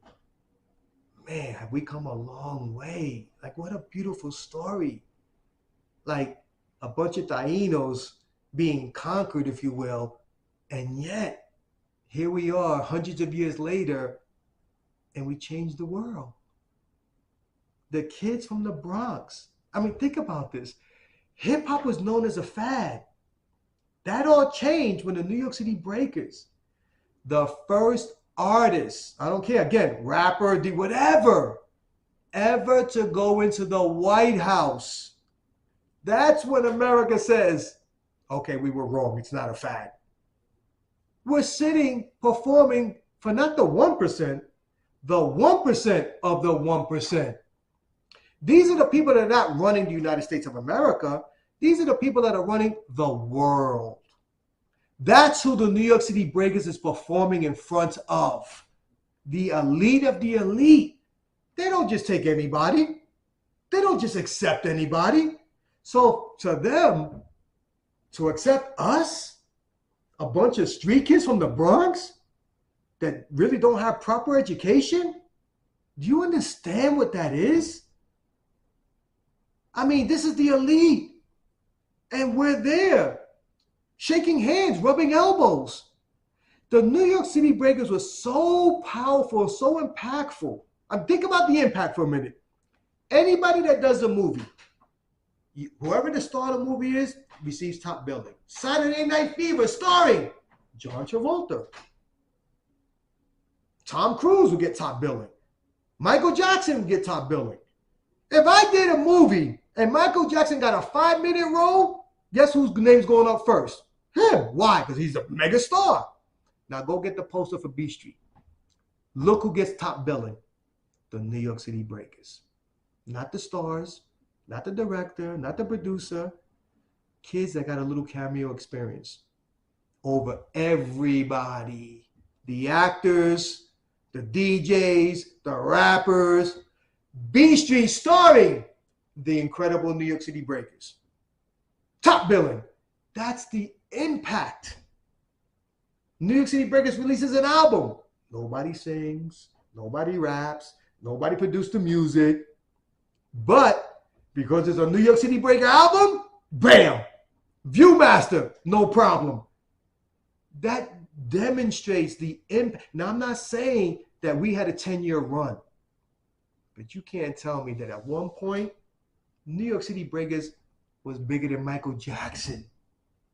At one point, because we're everywhere. At least Michael Jackson had a career when he was a little kid. They knew who he was when he did Beat It. He was already a megastar. He was already a megastar when he did the album Off the Wall. We were nobodies that became somebodies with nothing. No money, no backing, no support system. Even our parents, they did the best that they could. You think they know how to read and write contracts? Come on. They didn't even speak English. So did we get taken advantage of? Absolutely. But we made history. And we should be rewarded and recognized for that. And we shouldn't be put down for that. Because what we did took a lot. It took a lot. It wasn't easy. We went through some stuff. And people should understand that and appreciate our story and not try to rewrite history. Because we played a huge role in this. Even if it's for a short period of time in this thing that we call life. But still, that's what I would like to change. Just be honest, man. Because we all of us are special in our own way. And we should all celebrate each other. And I hope that that's what happens for the rest of my life here on this earth. Awesome. B-Boy London, thank you for taking time out of your day to meet with us here at the Bronx County Historical Society and speak your piece about b-boying. Thank you. Really, thank you, man. This is like really cool. You know, again, it's been a long time since I really spoke out and poured out my heart and told people how I've really felt about a lot of things. And, you know, I just want to just try to make positive change because, like I said, life is already difficult, man. Let's not complicate it. Let's support each other. I support what you guys do here. I'm so fortunate and blessed to have met you. I'm glad that you're documenting all of the history in the Bronx because the Bronx really plays a special place in this world. And 10,000 years from now, they're going to talk about the Bronx. And part of that is because of us. And I'm proud to be a part of that, even if it's just for 5 seconds. I'm very proud of that. B-Boy London, New York City Breakers. Let's go, baby. You know what it is. Come on. Peace.